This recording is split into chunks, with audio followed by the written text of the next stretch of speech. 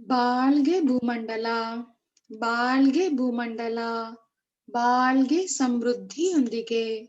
ಗುರು ಬಾಳ್ಗೆ, ಗುರು ನಮ್ಮೊಂದಿಗೆ. ಆತ್ಮೀಯ ಸ್ನೇಹಿತರೆ, ದೈವಿಕ ತಂದೆ ಗುರು ಯೋಗಿರಾಜ್ ವೇದಾದ್ರಿ ಮಹರ್ಷಿ ಅವರನ್ನು ವಂದಿಸಿ ನಮಿಸಿ, ದೈವಿಕ ಮಹಾಶಕ್ತಿಯ ಕರುಣೆ ಹಾಗೂ ದೈವಿಕ ತಂದೆ ಗುರು ಯೋಗಿರಾಜ್ ವೇದಾದ್ರಿ ಮಹರ್ಷಿ ಅವರ ಕೃಪೆ ಸದಾ ನಮ್ಮೊಂದಿಗೆ ಇರಲಿ ಎಂದು ಆಶಿಸುತ್ತಾ ಈ ಸಂಜೆಯ ಆಧ್ಯಾತ್ಮಿಕ ಅಧಿವೇಶನವನ್ನು ಪ್ರಾರಂಭಿಸೋಣ. ವಿಶ್ವ ಸಮುದಾಯ ಸೇವಾ ಸಂಘ ಕರ್ನಾಟಕ ವಲಯ ಆಯೋಜಿಸಿರುವ ಈ ಆತ್ಮ ಸಂಗಮ ಕಾರ್ಯಕ್ರಮದಲ್ಲಿ ಭಾಗವಹಿಸುತ್ತಿರುವ ಎಲ್ಲ ಯೋಗ ಬಂಧುಗಳನ್ನು ಹೃತ್ಪೂರ್ವಕವಾಗಿ ಸ್ವಾಗತಿಸುತ್ತೇನೆ. ನಮ್ಮ ಈ ದಿನದ ಉಪನ್ಯಾಸಕರಾಗಿ ಶ್ರೀಮತಿ ವಸಂತಾ ಮೇಡಮ್ ರವರು ನಮ್ಮೊಂದಿಗೆ ಇರುತ್ತಾರೆ. ಅವರನ್ನು ಪರಿಚಯಿಸಲು ಇಚ್ಛಿಸುತ್ತೇನೆ ಸ್ನೇಹಿತರೆ. ಇವರು ಬ್ಯಾಚುಲರ್ ಆಫ್ ಸೈನ್ಸ್ ಅಧ್ಯಯನ ಮಾಡಿದ್ದಾರೆ. ಇವರು 35 ವರ್ಷಗಳ ಕಾಲ ಕೆಎಸ್ಆರ್ಟಿಸಿಯಲ್ಲಿ ಆಡಳಿತಾಧಿಕಾರಿಯಾಗಿ ಕೆಲಸ ಮಾಡಿ ಈಗ ನಿವೃತ್ತಿಯನ್ನು ಪಡೆದಿದ್ದಾರೆ. ಇವರು 2006ರಲ್ಲಿ ಸ್ಕೈ ಯೋಗಕ್ಕೆ ಸೇರಿಕೊಂಡರು. ನಮ್ಮ ಸ್ಕೈ ಯೋಗ ಶಿಕ್ಷಣಕ್ಕೆ ಸಂಬಂಧಿಸಿದಂತೆ ಮಾನವನ ಮಹತ್ವಕ್ಕಾಗಿ ಯೋಗ ಎಂಬ ವಿಷಯದಲ್ಲಿ ಡಿಪ್ಲೊಮೊ ಪೂರ್ಣಗೊಳಿಸಿದ್ದಾರೆ. ಇವರು ಬ್ಯಾಂಗ್ಳೂರ್ ಪಂಚಶೀಲಾ ನಗರ ಸ್ಕೈ ಸಂಸ್ಥೆಯ ಮುತ್ಯಾಲ್ ನಗರ್ ಧ್ಯಾನ ಕೇಂದ್ರದಲ್ಲಿ ಈ ಆಧ್ಯಾತ್ಮಿಕ ವಿದ್ಯೆಯನ್ನು ಸ್ಕೈ ಯೋಗದ ಅಭ್ಯಾಸಗಳನ್ನು ಜನರಿಗೆ ನೀಡುತ್ತಿದ್ದಾರೆ. ಇವರು 12 ವರ್ಷಗಳಿಂದ ಸ್ಕೈ ಯೋಗದಲ್ಲಿ ತಮ್ಮ ಸೇವೆಯನ್ನು ಸಲ್ಲಿಸುತ್ತಿದ್ದಾರೆ. ಸ್ನೇಹಿತರೆ, ಈಗ ವಿಶ್ವ ಸಮುದಾಯ ಸೇವಾ ಸಂಘ ಕರ್ನಾಟಕ ವಲಯದ ಪರವಾಗಿ ಹಾಗೂ ನಿಮ್ಮೆಲ್ಲರ ಪರವಾಗಿ ಶ್ರೀಮತಿ ವಸಂತಾ ಮೇಡಮ್ ರವರನ್ನು ಸ್ವಾಗತಿಸಿ ಈ ದಿನದ ಚಿಂತನೆ ಉಡುಗೊರೆ ಎಂಬ ಶೀರ್ಷಿಕೆಯ ಬಗ್ಗೆ ಚಿಂತನೆಯನ್ನು ನೀಡುವಂತೆ ವಿನಂತಿಸಿಕೊಳ್ಳುತ್ತೇನೆ. ಬಾಳ್ಗೆ ಸಮೃದ್ಧಿಯೊಂದಿಗೆ ಮೇಡಮ್. ಬಾಳ್ಗೆ ಸಮೃದ್ಧಿಯೊಂದಿಗೆ ಪಲ್ಲವಿ. Thank you. ಸ್ಟಾರ್ಟ್ ಮಾಡ್ಲಾ? ಹಾ ಮೇಡಮ್. ಓಕೆ.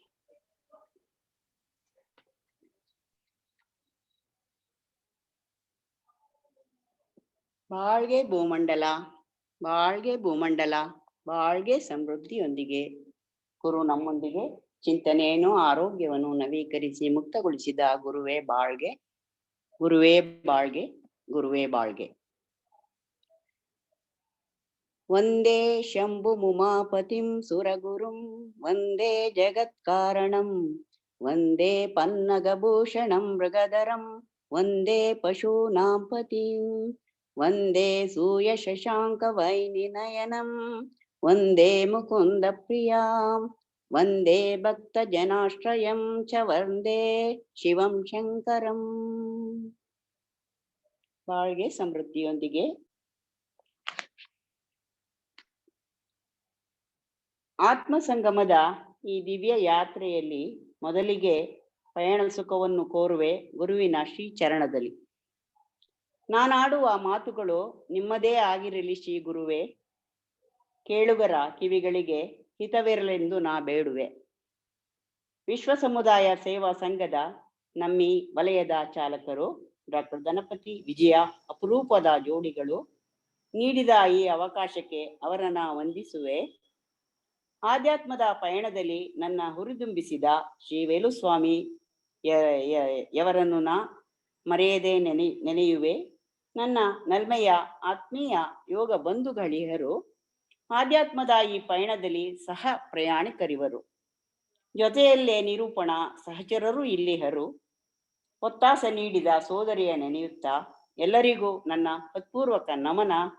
ಬಾಳ್ಗೆ ಸಮೃದ್ಧಿಯೊಂದಿಗೆ ಎಂದು ನುಡಿಯುತ್ತಿದೆ ನನ್ನ ಮನ. ಆತ್ಮೀಯ ಯೋಗ ಬಂಧುಗಳೇ, ಹೇಗಿದ್ದೀರಾ ಅಂತ ಕೇಳೋದೇ ಬೇಡ ಅಲ್ವಾ? ನಮ್ಮ ಪೂಜ್ಯ ಗುರುಗಳಾದ ವೇದಾದ್ರಿಯವರ ಒಂದು ವಲಯದಲ್ಲಿರುವ ಎಲ್ಲರೂ ಚೆನ್ನಾಗೇ ಇರ್ತೀವಿ. ಇಂದಿನ ಕಾರ್ಯಕ್ರಮದಲ್ಲಿ ನಿಮ್ಮೆಲ್ಲರ ಆತ್ಮೀಯ ಉಪಸ್ಥಿತಿಯನ್ನ ನಾನು ಪ್ರೀತಿಯಿಂದ ಸ್ಮರಿಸ್ತಾ ನನ್ನ ಇಂದಿನ ಚಿಂತನಾ ಕಾರ್ಯಕ್ರಮಕ್ಕೆ ಚಾಲನೆ ನೀಡ್ತಾ ಇದ್ದೀನಿ. ಸ್ನೇಹಿತರೆ, ನಾನು ಆರಿಸಿಕೊಂಡ ಇವತ್ತಿನ ಚಿಂತನೆ ಉಡುಗೊರೆ, ಗಿಫ್ಟ್. ಇದಕ್ಕೆ ಮೊದಲನೇ ಕಾರಣ, ಈ ಸುಮಾರು 200 ದಿನಗಳ ಈ ಆತ್ಮ ಸಂಗಮದ ಪಯಣದಲ್ಲಿ ಆಡು ಮುಟ್ಟದ ಸೊಪ್ಪಿಲ್ಲ ಅನ್ನೋ ಹಾಗೆ ಅನ್ನೋ ನಾಡ್ನುಡಿ ಇದೆ. ಅದರಂತೆ ಎಲ್ಲಾ ವಿಷಯಗಳು ಅಮೂಲಾಗ್ರವಾಗಿ ಚರ್ಚಿಸಲ್ಪಟ್ಟಿದೆ ಎನ್ನುವುದು ನಿಮ್ಮೆಲ್ರಿಗೂ ತಿಳಿದಿದೆ. ಹಾಗಾಗಿ ನನ್ನ ದೃಷ್ಟಿಯಲ್ಲಿ ಮೇಲಿನ ವಿಷಯ ಹೊಸತು ಅನ್ಸಿತ್ತು. ಎರಡನೇ ಕಾರಣ ಏನಂದ್ರೆ, ಇತ್ತೀಚೆಗೆ ನಾನೊಂದು ಗೃಹ ಪ್ರವೇಶದ ಸಮಾರಂಭಕ್ಕೆ ಕಾರ್ಯಕ್ರಮದಲ್ಲಿ ಪಾಲ್ಗೊಂಡಿದ್ದೆ. ಅಲ್ಲಿ ಆ ಮನೆ ಆಕೆಗೆ ಬಂದ ಉಡುಗೊರೆಗಳ ಹೊರೆ ಬಗ್ಗೆ ಅವರು ಈ ರೀತಿ ಪ್ರತಿಕ್ರಿಯೆ ನೀಡ್ತಾ ಇದ್ದುದು ನನಗೆ ತಿಳಿತು. ಅವ್ರು ಹೇಳ್ತಾ ಇದ್ರು, ಅಯ್ಯೋ ನೋಡಿ, 10 ವಾಲ್ ಕ್ಲಾಕು, 20 ಸ್ಟೀಲ್ ಬಾಕ್ಸು, 50 ದೇವರ ವಿಗ್ರಹಗಳು, ಟ್ರೇಗಳು, ಪ್ಲಾಸ್ಟಿಕ್ ಸಾಮಾನುಗಳು, ಫೋಟೋಗಳು, ಅಬ್ಬಬ್ಬಾ ಇದನ್ನೆಲ್ಲ ನಾನು ಏನ್ ಮಾಡ್ಲಿ? ಮನೇಲಾಗ್ಲೇ ಸಾಕಷ್ಟು ಇದೆಯಲ್ಲ, ಇವುಗಳನ್ನ ನಾನು ಎಲ್ಲಿಡ್ಲಿ? ಬಂದವರು ಬರೀ ಕೈಲೇ ಬಂದಿದ್ರು ಆಗ್ತಿತ್ತಲ್ಲ. ಹೀಗೆ ಆ ಮನೆಯಾಕೆ ಬೇಸರದಿಂದ ಈ ಗಿಫ್ಟ್ಗಳನ್ನ ಪಡೆದ ಮೇಲೆ ಅವರ ಬೇಸರ ಎಲ್ಲ ಹೀಗೆ ವ್ಯಕ್ತವಾಗ್ತಾ ಇತ್ತು. ಆ ಕ್ಷಣ ನಂಗನ್ನಿಸ್ತು, ವಿಷಯ ನಿಜವಾಗಿಯೂ ಚಿಂತನ ಯೋಗ್ಯವಾಗಿದೆ ಅಂತ. ನಿಮ್ಮೆಲ್ಲರಿಗೂ ಇದರ ಅನುಭವ ಖಂಡಿತ ಆಗೇ ಇರುತ್ತೆ ಸ್ನೇಹಿತರೆ. ಹಾಗಾಗಿ ನಿಮ್ಮೆಲ್ಲರೊಡನೆ ಒಂದು ಚರ್ಚೆ ಮಾಡೋಣ ಅಂತ ಈ ವಿಷಯ ತಗೊಂಡೆ. ಏನಂತೀರಾ? ಅದಕ್ಕಾಗಿಯೇ ಇದು ನನ್ನ ಆಯ್ಕೆ. ಇದಕ್ಕೆ ನನ್ನ ಸಮರ್ಥನೆ ಈ ರೀತಿ ಇದೆ. ಈ ಉಡುಗೊರೆ, ಕೊಡುಗೆ, ಕಾಣಿಕೆ, ದೇಣಿಗೆ ಏನೇ ಹೇಳಿ ಏನೇ ಇರ್ಲಿ, ಇವೆಲ್ಲ ಇವತ್ತು ನೆನ್ನೆದೇನಲ್ಲ. ಇದರ ಪ್ರಾರಂಭ ಪ್ರಾಚೀನ ಕಾಲದಿಂದಲೂ ಆಗಿದೆ ಸ್ನೇಹಿತರೆ. ನಮ್ಮ ಇತಿಹಾಸದ ಪುಟಗಳನ್ನು ತೆಗೆದು ನೋಡಿದ್ರೆ, ಹಾಗೂ ನಮ್ಮ ಪುರಾಣದಲ್ಲಿಯೂ ಸಹ ಈ ಉಡುಗೊರೆ, ದೇಣಿಗೆ, ಕೊಡುಗೆ ಈ ವಿಚಾರ ಎಲ್ಲ ಸಾಕಷ್ಟು ಹಿಂದಿನಿಂದಲೇ ಚರ್ಚೆ ಆಗಿದೆ ಅನ್ನೋ ವಿಚಾರ ನಿಮ್ಮೆಲ್ರಿಗೂ ಗೊತ್ತೇ ಇರುತ್ತೆ. ಬಹಳ ಹಿಂದೆ ನಮ್ಮಲ್ಲಿ ಹಣದ ಚಲಾವಣೆನೇ ಇರಲಿಲ್ಲ. ಆ ಕಾಲದಲ್ಲಿ ಒಂದು ಬಾರ್ಟರ್ ಸಿಸ್ಟಮ್ ಅನ್ನೋ ಒಂದು ಪದ್ಧತಿ ಜಾರಿಯಲ್ಲಿತ್ತು. ಆ ಪ್ರಕಾರ ಬರೀ ವಸ್ತುಗಳ ವಿನಿಮಯ ಆಗ್ತಾ ಇತ್ತು. ನಮ್ಮಲ್ಲಿರೋ ವಸ್ತುಗಳನ್ನ, ಬೆಳೆಗಳನ್ನು ಇತರರಿಗೆ ಕೊಡೋದು, ಪರ್ಯಾಯವಾಗಿ ಅವರಿಂದ ಅವರಲ್ಲಿರುವ ನಮಗೆ ಬೇಕಾದ ಪದಾರ್ಥಗಳನ್ನ ಪಡೆಯೋದು. ಇದು ಬಾರ್ಟರ್ ಸಿಸ್ಟಮ್.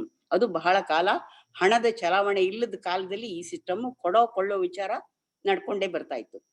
ಹಾಗೆಯೇ ನಮ್ಮ ಹಿಂದಿನ ರಾಜರುಗಳು, ಮಹಾರಾಜರುಗಳ ಕಾಲಗಳನ್ನ ನಾವು ಅವಲೋಕಿಸಿದಾಗ, ಈ ರಾಜರುಗಳು ಸಹ ತಮ್ಮ ಸಾಮಂತ ರಾಜರುಗಳಿಂದ ಕಾಣಿಕೆಗಳನ್ನು ಕಡ್ಡಾಯವಾಗಿ ಪಡಿತಾನೆ ಇದ್ರು. ದೊಡ್ಡ ರಾಜರುಗಳಿಗೆ, ಚಿಕ್ಕ ಸಾಮಂತ ರಾಜರುಗಳು, ಅಲ್ಲಿ ಸುತ್ತಮುತ್ತ ಪ್ರಾಂತ್ಯದವ್ರು ಎಲ್ಲರೂ ಅವರಿಗೆ ನಿಯಮಿತವಾಗಿ ಕಾಣಿಕೆನ ಕೊಡ್ಲೇಬೇಕಾಗಿತ್ತು. ಇನ್ನು ನಿಮ್ಗೆ ಗೊತ್ತಿದೆ, ನಮ್ಮ ದೇಶ ಬ್ರಿಟಿಷರ ಆಳ್ವಿಕೆಯಲ್ಲಿತ್ತು. ನಿಮ್ಗೆಲ್ಲ ಗೊತ್ತಿದೆ. ಆ ಕಾಲದಲ್ಲಿ ಕಿತ್ತೂರು ಅಂತ ಕೇಳಿರ್ಬೋದು. ಆ ಪ್ರಾಂತ್ಯನ ಆಳ್ತಿದ್ದವಳು ಕಿತ್ತೂರು ರಾಣಿ ಚೆನ್ನಮ್ಮ. ನಿಮ್ಗೆಲ್ಲ ಗೊತ್ತಿದೆ. ಈಕೆ ಬ್ರಿಟಿಷರಿಗೆ ಕಪ್ಪ ಕಾಣಿಕೆ ನೀಡುವ ಪದ್ಧತಿಯನ್ನ ಇವಳು ಫಾರ್ ದ ಫಸ್ಟ್ ಟೈಮ್ ಪ್ರತಿಭಟನೆ ಮಾಡಿದ್ಲು. ಪ್ರತಿಭಟನೆ ಮಾಡಿ, ನಾವೇಕೆ ನಿಮಗೆ ಕಪ್ಪ ಕೊಡ್ಬೇಕು? ಕಪ್ಪ ಅಂದ್ರೆ ಅದೊಂದ್ ರೀತಿ ಕಾಣಿಕೆ. ನಾವೇಕೆ ನಿಮಗ್ ಕೊಡ್ಬೇಕು? ಅವರ ಅಡಿಯಾಳಾಗಿದ್ದೀವಿ ಅನ್ನೋ ಸಂಕೇತ ಈ ಕಪ್ಪ. ಅದಕ್ಕೆ ಅವಳು ಹೇಳ್ತಾಳೆ, ನೀವೇನು ಉತ್ತೀರಾ, ಬಿತ್ತೀರಾ, ಬೆಳೆದಿರಾ ಅಂತ ಕೇಳಿ ನಾವ್ ಯಾಕೆ ನಿಮ್ಗೆ ಕೊಡ್ಬೇಕು ಅಂತ ಎದುರಿಸಿದ ಧೀಮಂತ ಮಹಿಳೆ ಕಿತ್ತೂರು ಚೆನ್ನಮ್ಮ. ಹೀಗೆ ಈ ಉಡುಗೊರೆ ಕೊಡೋದು, ತಗೊಳ್ಳೋದು, ಇದಕ್ಕೆಲ್ಲ ಈ ತರ ಒಂದು ದೊಡ್ಡ ಇತಿಹಾಸನೇ ಇದೆ ಸ್ನೇಹಿತರೆ. ಇನ್ನ ನಮ್ಮ ಸ್ವಲ್ಪ ಪುರಾಣಗಳನ್ನ ನೋಡೋದೇ ಆದ್ರೆ, ಪುರಾಣದಲ್ಲೂ ಸಹ ಈ ಕೊಳ್ಳೋ ವಿಚಾರ ಬಂದಿದೆ. ಅದಕ್ಕೆ ಒಂದ್ಸಲ ಪಾರ್ವತಿ ಗೌರಿ ಹಬ್ಬಕ್ಕೆ ತವರಿಗೆ ಹೋಗಿರ್ತಾಳೆ. ಹಬ್ಬ ಮುಗಿದ್ಮೇ ನಂತರ ಅವಳನ್ನ ಕರ್ಕೊಂಡ್ ಬರೋಕೆ ಅಂತ ಈಶ್ವರ ಹೋಗ್ತಾನೆ. ಆಗ ಈ ಸಂಬಂಧದಲ್ಲಿ ಒಂದು ಸ್ವಾರಸ್ಯಕರ ಪ್ರಸಂಗ. ಅವರಿವ್ರ ಮಾತು, ಅವ್ರ ನಡುವೆ ಈ ತರ ಮಾತಾಡ್ತಾರ ಅವರು. ಅವಳು ಶಿವ ಕೇಳ್ತಾನೆ, ಕರಿಮುಖನ ಒಡಗೊಂಡು ಕರೆಯುವುಕೆ ನಾ ಬರುವೆ, ತಿಳಿದು ಉಪಚಾರ ಉಂಟೆ ಹೇಳೆ ದೇವಿ ಅಂತ ಈಶ್ವರ ಪಾರ್ವತಿನ ಕೇಳ್ತಾನೆ. ಪಾರ್ವತಿ, ತಿರಿದುಣ್ಣುವರು 3 ಲೋಕದಲ್ಲಿಲ್ಲವೇ ಸ್ವಾಮಿ, ಕರಿಯ ಚರ್ಮದ ಹೊದಿಕೆ ಭಸ್ಮಂಗಳು ಅಂತ ಪತಿಯ ವೇಷಭೂಷಣದ ಬಗ್ಗೆ ಹಾಸ್ಯ ಮಾಡ್ತಾಳೆ. ಸರಿ, ಅವ್ರ ಕೈಲಾಸಕ್ಕೆ ವಾಪಸ್ ಬರ್ತಾರೆ. ಅವಾಗ ಶಿವ ಕೇಳ್ತಾನೆ, ನಿಮ್ ತಾಯಿ ಮನೇಲಿ ಏನು ಉಡುಗೊರೆ ಕೊಟ್ರು ಅಂತ. ಅದಕ್ಕೆ ಪಾರ್ವತಿ ಉತ್ತರ ಹೀಗೆ ಹೇಳ್ತಾಳೆ, 6 ಸಣ್ಣಕ್ಕಿ 6 ಮೆಣಸು, 1 ಅಡಿಗೆ ಬೆಲ್ಲವನು ಇತ್ತರೋ, ನಮ್ಮವರು ಬಡವರಿನ್ನೇ ನೀವರು ಅಂತ. ಅದಕ್ಕೆ ಶಿವ ಹೇಳ್ತಾನೆ ಹಾಸ್ಯವಾಗಿ, ಸರಿ ಅಳಿಯ ನನ್ಗೇನ್ ಕೊಟ್ರು ಅಂತ. ಪಾರ್ವತಿ ಹೇಳ್ತಾಳೆ, ಎಲ್ಲವನು ನನಗಿಟ್ರು ನನ್ನನೇ ನಿಮಗಿಟ್ರು, ಜಯ ಮಂಗಳ ನಿತ್ಯ ಶುಭ ಮಂಗಳ ಅಂತ. ನೋಡಿ, ಹೀಗೆ ಉಡುಗೊರೆ ಕಾಣಿಕೆ ದೊಡ್ಡವರಲ್ಲೂ ದೇವರಲ್ಲೂ ಎಲ್ಲರಲ್ಲೂ ಇದೆ ಅನ್ನೋದು ಇದರಿಂದ ಈ ಒಂದು ದೃಷ್ಟಾಂತದಿಂದ ಗೊತ್ತಾಗುತ್ತೆ. ಹಾಗೆ ಇದಕ್ಕೆ ದೀರ್ಘವಾದ ಇತಿಹಾಸನೇ ಇದೆ ಅನ್ನೋದು ನಿಜ ಅಲ್ವಾ? ಈಗ ನಾವು ಪ್ರಸ್ತುತ ರೀತಿ ನೀತಿಗಳ ಬಗ್ಗೆ ಸ್ವಲ್ಪ ನೋಡೋಣ. ಈ ಉಡುಗೊರೆ, ಮುಯಿ, ಓದಿಡೋದು, ಕಾಣಿಕೆ ಕೊಡೋದು, ಹೀಗೆ ಇದಕ್ ಬೇಕಾದಷ್ಟು ಅನೇಕ ಹೆಸರಿಂದ ಕರೀತಾರೆ. ಆದ್ರೆ ಎಲ್ಲದರ ಉದ್ದೇಶ ಒಂದೇ, ಎಲ್ಲದರ ಉದ್ದೇಶ ಒಂದೇ. ಯಾರ್ದಾದ್ರೂ ಮನೆ ಸಮಾರಂಭಕ್ಕೆ ಕರೆದ್ರೆ ಬರೀ ಕೈಯಲ್ಲಿ ಹಾಜರಿ ಹಾಕದೆ ಏನ್ ಸಾಧ್ಯನೋ ಅದನ್ನೇ ಅಚ್ಚುಕಟ್ಟಾಗಿ ಮೇಲ್ನೋಟಕ್ಕೆ ಖಡಕ್ಕಾಗಿ ಕಾಣೋ ಹಂಗೆ ಬಣ್ಣ ಬಣ್ಣದ ರ್ಯಾಪರ್ ಹಾಕಿ ಬಂಧಿಸಿ ಅವ್ರ ಕೈಗೆ ತಲುಪಿಸಿ ಸದ್ಯ ನಾನು ಹಾಗೆ ಊಟ ಮಾಡಿ ಬರ್ಲಿಲ್ವಲ್ಲ ಅನ್ನೋ ಒಂದು ಸಮಾಧಾನದೊಂದಿಗೆ ಊಟ ಮಾಡಿ ಬರೋದು ಅಲ್ವಾ? ಸರಿ, ಹೀಗೊಂದು ಪ್ರಶ್ನೆ, ನಾವು ಉಡುಗೊರೆ ಯಾಕೆ ಕೊಡ್ಬೇಕು? ನೆನಪಿಗಾಗಿ ಕೊಡ್ಬೇಕು ಅಂತೀರೇನೋ, ಆದ್ರೆ ನಾವು ಕೊಡುವ ಉಡುಗೊರೆಯ ಮೂಲಕ ಇತರರು ನಮ್ಮನ್ನ ನೆನಪಿಸ್ಕೊಳ್ಳೋದೇ ಆದ್ರೆ ಅಂತಹ ನೆನಪಿನ ಅಗತ್ಯ ಇದೆಯಾ? ಮನಸ್ಸಿನ ಮೂಲಕ ಪ್ರೀತಿಯ ಎಳೆಯಿಂದ ನಮ್ಮನ್ನ ಪ್ರೀತಿಸುವವರಿಗೆ ನಮ್ಮ ನೆನಪು ಇರ್ಲೇಬೇಕು ಅಲ್ವಾ? ಇಲ್ದಿದ್ರೆ ಅದು ವಸ್ತುನಿಷ್ಠವಾಗುತ್ತೆ ಅಷ್ಟೇ. ಕೊಟ್ರೆ ಪ್ರೀತಿಸ್ತೀನಿ, ಇಲ್ದೋದ್ರೆ ಇಲ್ಲ. ನೀನೇನ್ ಕೊಡ್ತೀಯೋ ಅದ್ರ ಮೇಲೆ ನಮ್ ಪ್ರೀತಿ ಅವಲಂಬಿಸಿರುತ್ತೆ ಅನ್ನೋ ಒಂದು ಮಾತಿಗೆ ಬಂದ್ ನಿಂತ್ಕೊಳ್ಳುತ್ತೆ ಅಲ್ವಾ? ಆ ಭಗವಂತ ಕರುಣೆಯಿಂದ ಅವನ ಕರುಣೆಯಿಂದ ನಾವು 1ನೇ ಅರಿವಿಂದ ಮುಂದುವರೆದು 6ನೇ ಅರಿವಿನ ಮಾನವರಾಗಿ ಈ ಭೂಮಿಗೆ ಬಂದಿರೋದೇ ಒಂದು ಅಸಾಧಾರಣವಾದ ದೈವದ ಕೊಡುಗೆ ಹಾಗೂ ಅತ್ಯಮೂಲ್ಯವಾದ ಉಡುಗೊರೆ ಆಗಿರುವಾಗ ಮಿಕ್ಕ ಈ ಸಣ್ಣ ಪುಟ್ಟ ಉಡುಗೊರೆಗಳಿಗೆ ಬೆಲೆ ಏನಿದೆ ಹೇಳಿ? ಈ ಭೂಮಿಗೆ ಬಂದ್ಮೇಲೆ ಹುಟ್ಟಿಕೊಳ್ಳೋ ಅನೇಕ ಸಂಬಂಧಗಳು, ಪರಿವಾರಗಳು, ಇವುಗಳಿಗೆ ಲೆಕ್ಕನೇ ಇಲ್ಲ. ಬರುವಾಗ ಒಬ್ರೇ ಬಂದಿರ್ತೀವಿ, ಬಂದ್ಮೇಲೆ ನಮ್ಗೆ 100 ಸಂಬಂಧಗಳು ನಮ್ ಜೊತೆಗೆ ಬೇಸಿಗೆ ಹೊಂದ್ಕೊಂಡ್ಬಿಡುತ್ತೆ. ಹೀಗಿರುವಾಗ ವರ್ಷದಲ್ಲಿ ನಡೆಯೋ ಸಮಾರಂಭಗಳಿಗೂ ಲೆಕ್ಕನೇ ಇರೋದಿಲ್ಲ. ಎಷ್ಟು ಸಂಬಂಧಗಳಿವೆಯೋ ಅಷ್ಟೊಂದು ಸಂಬಂಧ, ಅಷ್ಟೊಂದು ಫಂಕ್ಷನ್ಗಳು ನಮ್ಗಿದ್ದೇ ಇರುತ್ತೆ.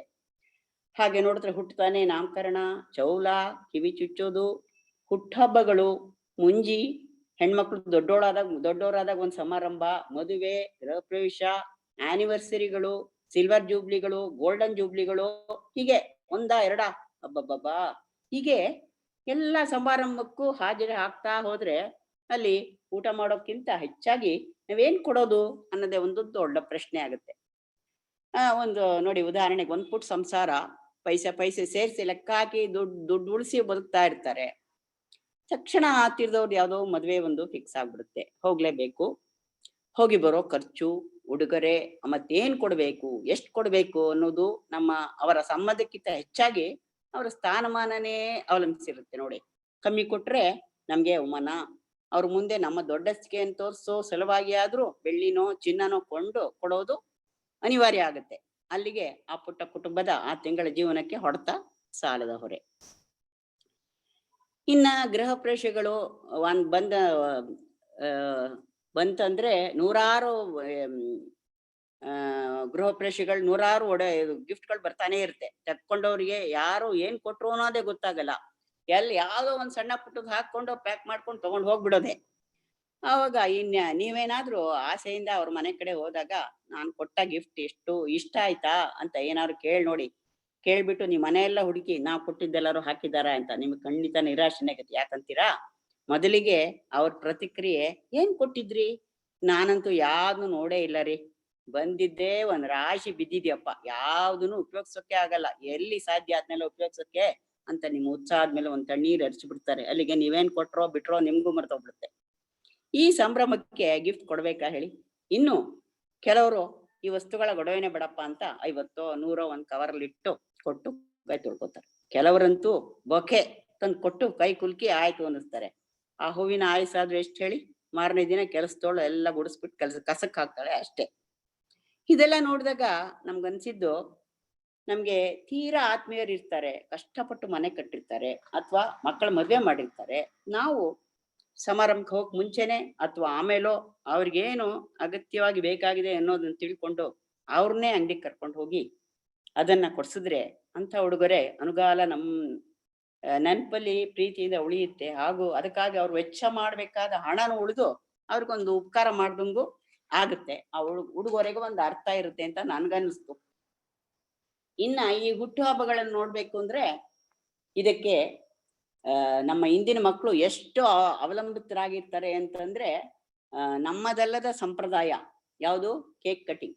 ಅದು ಆಗ್ಲೇಬೇಕು ಈ ಮಕ್ಕಳಿಗೆ. ಪುಟ್ಟ ಮಕ್ಕಳಂತೂ ಕೇಕ್ ಕಟ್ ಮಾಡಿದ ತಕ್ಷಣ ಎಲ್ರ ಕೈ ನೋಡೋದೆ, ವೇರ್ ಇಸ್ ಮೈ ಗಿಫ್ಟ್ ಅಂತ ದೊಡ್ಡವ್ರನ್ನ ಪೇಚಿಗೆ ಸಿಕ್ಕಿಸ್ಬಿಡ್ತಾರೆ.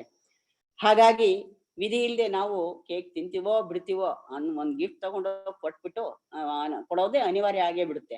ಮಕ್ಕಳೇನು ದೊಡ್ಡವರು ಇದಕ್ಕೆ ಅಂಟ್ಕೊಂಡಿದ್ದಾರೆ ಬಿಡಿ. ಹೀಗೆ ಪ್ರತಿ ಹುಟ್ಟುಹಬ್ಬದ ಆಚರಣೆ ಹೇಗಿರ್ಬೇಕು ಗೊತ್ತಾ? ನನ್ಗನ್ಸೋದು ಹಿಂತಿರುಗಿ ಆತ್ಮಾವಲೋಕನ ಮಾಡ್ಕೊಳ್ಬೇಕು. ಈ ಒಂದು ವರ್ಷದಲ್ಲಿ ನನ್ನ ಸಾಧನೆ ಏನು, ಯಾರಿಗೆ ಏನ್ ಸಹಾಯ ಮಾಡಿದ್ದೀನಿ, ನಿಜವಾದ ಅರ್ಥದಲ್ಲಿ ನಾನ್ ಜೀವಿಸಿದ್ದೀನಾ ಅಂತ ನಮ್ಮನ್ನೇ ನಾವು ಪ್ರಶ್ನೆ ಮಾಡ್ಕೊಂಡು ಉತ್ತರ ಹುಡುಕೊಂಡ್ರೆ ಅದೇ ಅತಿ ದೊಡ್ಡ ಹುಟ್ಟುಹಬ್ಬದ ಉಡುಗೊರೆ ನಮಗೆ ನಾವೇ ಕೊಡುವಂಥದ್ದು. ನಮ್ಮ ಹುಟ್ಟು ಸುಮ್ಮನೆ ಆಗಿಲ್ಲ, ನಮ್ಮ ಕರ್ಮಗಳ ಮೂಟೆಯನ್ನ ಕರಗಿಸಿ ದೈವತ್ವದೆಡೆಗೆ ನಡೆಯುವ ಪಯಣನೇ ಆಗಿದೆ ಅನ್ನೋ ಸತ್ಯ ಅರಿತು ಈ ಸಾಧನೆಯ ಹಾದಿಯಲ್ಲಿ ಸಾಗಿದ್ರೆ ಈ ಸಮಾರಂಭಗಳು ಖಂಡಿತ ಅರ್ಥ ಕಳ್ಕೊಳ್ತೆ ಅಲ್ವಾ ಸ್ನೇಹಿತರೆ? ಈ ದೃಷ್ಟಿಕೋನದಿಂದ ನಾನು ಒಂದು ಕವನ ಬರೆದಿದ್ದೀನಿ, ಅದನ್ನ ನಿಮ್ಮ ಮುಂದೆ ಪ್ರಸ್ತುತ ಪಡಿಸ್ತಾ ಇದ್ದೀನಿ. ಉಡುಗೊರೆಗಳ ಬಗ್ಗೆ ಏನು ಎತ್ತ ಅಂತ. ವರುಷಕ್ಕೊಂದು ಹುಟ್ಟು ಹಬ್ಬ ಸಕಲ ಜೀವ ಜಾತಕ್ಕೆ, ಅದು ಕೇವಲ ಸಂಖ್ಯೆ ಮಾತ್ರ ಈ ಸ್ಥೂಲ ಶರೀರಕ್ಕೆ. ವರುಷಕ್ಕೊಂದು ಹುಟ್ಟು ಹಬ್ಬ ಸಕಲ ಜೀವ ಜಾತಕ್ಕೆ, ಅದು ಕೇವಲ ಸಂಖ್ಯೆ ಮಾತ್ರ ಈ ಸ್ಥೂಲ ಶರೀರಕ್ಕೆ. ಬಸಿರ ಸೇರಿ ಟಿಸಿಲೊಡೆದ ದಿನವೇ ಆತ್ಮ ಪ್ರಕಟವು, ಅದು ಆತ್ಮದ ಮರುಹುಟ್ಟು ಆ ಜೀವಕ್ಕೆ ಮಾತ್ರವು. ಬಸಿರು ಸೇರಿ ಟಿಸಿಲೊಡೆದ ದಿನವೇ ಆತ್ಮ ಪ್ರಕಟವು, ಅದು ಆತ್ಮದ ಮರುಹುಟ್ಟು ಆ ಜೀವಕ್ಕೆ ಮಾತ್ರವು. ಕೋಟಿ ಕೋಟಿ ಜೀವರಾಶಿ ದಾಟಿ ಬಂದ ಆತ್ಮಕ್ಕೆ, ಎಂತಹುದು ಹುಟ್ಟು ಹಬ್ಬ ಎಲ್ಲಿಹುದು ಎಣಿಕೆ. ಕೋಟಿ ಕೋಟಿ ಜೀವರಾಶಿ ದಾಟಿ ಬಂದ ಆತ್ಮಕ್ಕೆ, ಎಂತಹುದು ಹುಟ್ಟು ಹಬ್ಬ ಎಲ್ಲಿಹುದು ಎಣಿಕೆ. ಪ್ರತಿ ದೇಹವು ಆತ್ಮಕಹುದು ತೊಗಲಿನ ಹೊದಿಕೆ. ಪ್ರತಿ ದೇಹವು ಆತ್ಮಕಹುದು ತೊಗಲಿನ ಹೊದಿಕೆ.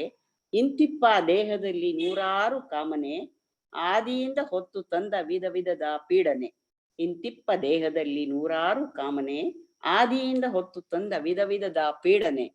ಕಳೆಯಬೇಕು ಕಳಚಬೇಕು ಈ ಜನ್ಮದಿ ಸುಮ್ಮನೆ. ಪ್ರತಿದಿನವೂ ಮರುಹುಟ್ಟು ಒಳಗಿನ ಆತ್ಮಕ್ಕೆ, ಹೊತ್ತು ಕಂತಿ ಮುಳುಗುವಂತ ದಿನಪನೊಟ್ಟಿಗೆ. ಪ್ರತಿದಿನವೂ ಮರುಹುಟ್ಟು ಒಳಗಿನ ಆತ್ಮಕ್ಕೆ, ಹೊತ್ತು ಕಂತಿ ಮುಳುಗುವಂತ ದಿನಪನೊಟ್ಟಿಗೆ. ಕಾಮ ಕ್ರೋಧ ಮೋಹ ಲೋಭ ಹುಟ್ಟಿ ಹುಟ್ಟಿ ಮೆರೆದಾಗ, ಆತ್ಮವದು ನಲುಗುವುದು ಈ ಹುಟ್ಟು ಹಬ್ಬಕ್ಕೆ. ಕಾಮ ಕ್ರೋಧ ಮೋಹ ಲೋಭ ಹುಟ್ಟಿ ಹುಟ್ಟಿ ಮೆರೆದಾಗ, ಆತ್ಮವದು ನಲುಗುವುದು ಈ ಹುಟ್ಟು ಹಬ್ಬಕ್ಕೆ. ಆಗಬೇಕು ಇದರ ಸಾವು, ನಿಲ್ಲಬೇಕು ಆಚರಣೆ. ಪ್ರೀತಿ ಪ್ರೇಮ ಸೊಡರ ಹಚ್ಚಿ ತಮವ ಕಳೆಯಬೇಕು. ಆಗಬೇಕು ಇದರ ಸಾವು, ನಿಲ್ಲಬೇಕು ಆಚರಣೆ. ಪ್ರೀತಿ ಪ್ರೇಮ ಸೊಡರ ಹಚ್ಚಿ ತಮವ ಕಳೆಯಬೇಕು. ಆ ಬೆಳಕಲಿ ಮರುಹುಟ್ಟು ಪ್ರೇಮ ದೂರಿಗೆ, ಸಡಗರದ ಹುಟ್ಟು ಹಬ್ಬ ಮನದಂಗಳದೊಳಗೆ. ಆ ಬೆಳಕಲಿ ಮರುಹುಟ್ಟು ಪ್ರೇಮ ದೂರಿಗೆ, ಸಡಗರದ ಹುಟ್ಟು ಹಬ್ಬ ಮನದಂಗಳದೊಳಗೆ. ನೋವು ನಲಿವ ಹೊತ್ತ ಜೀವಕ್ಕೆ ಅನುದಿನವೂ ಹುಟ್ಟು ಹಬ್ಬ. ನೋವು ನಲಿವ ಹೊತ್ತ ಜೀವಕ್ಕೆ ಅನುದಿನವೂ ಹುಟ್ಟು ಹಬ್ಬ. ಹುಟ್ಟಿ ಸಾಯೋ ಭಾವನೆಗಳ ಗುಡಿ ಸೊಗೆಯುವ ಕಬ್ಬ. ಹುಟ್ಟಿ ಸಾಯೋ ಭಾವನೆಗಳ ಗುಡಿ ಸೊಗೆಯುವ ಕಬ್ಬ. ದಿನ ದಿನವೂ ಸಾಗುವ ಈ ಹುಟ್ಟು ಹಬ್ಬಕ್ಕೆ, ವರ್ಷವಿಡೀ ಕಾಯಲೇಕೆ ಅರ್ಥವಿಲ್ಲವದಕ್ಕೆ.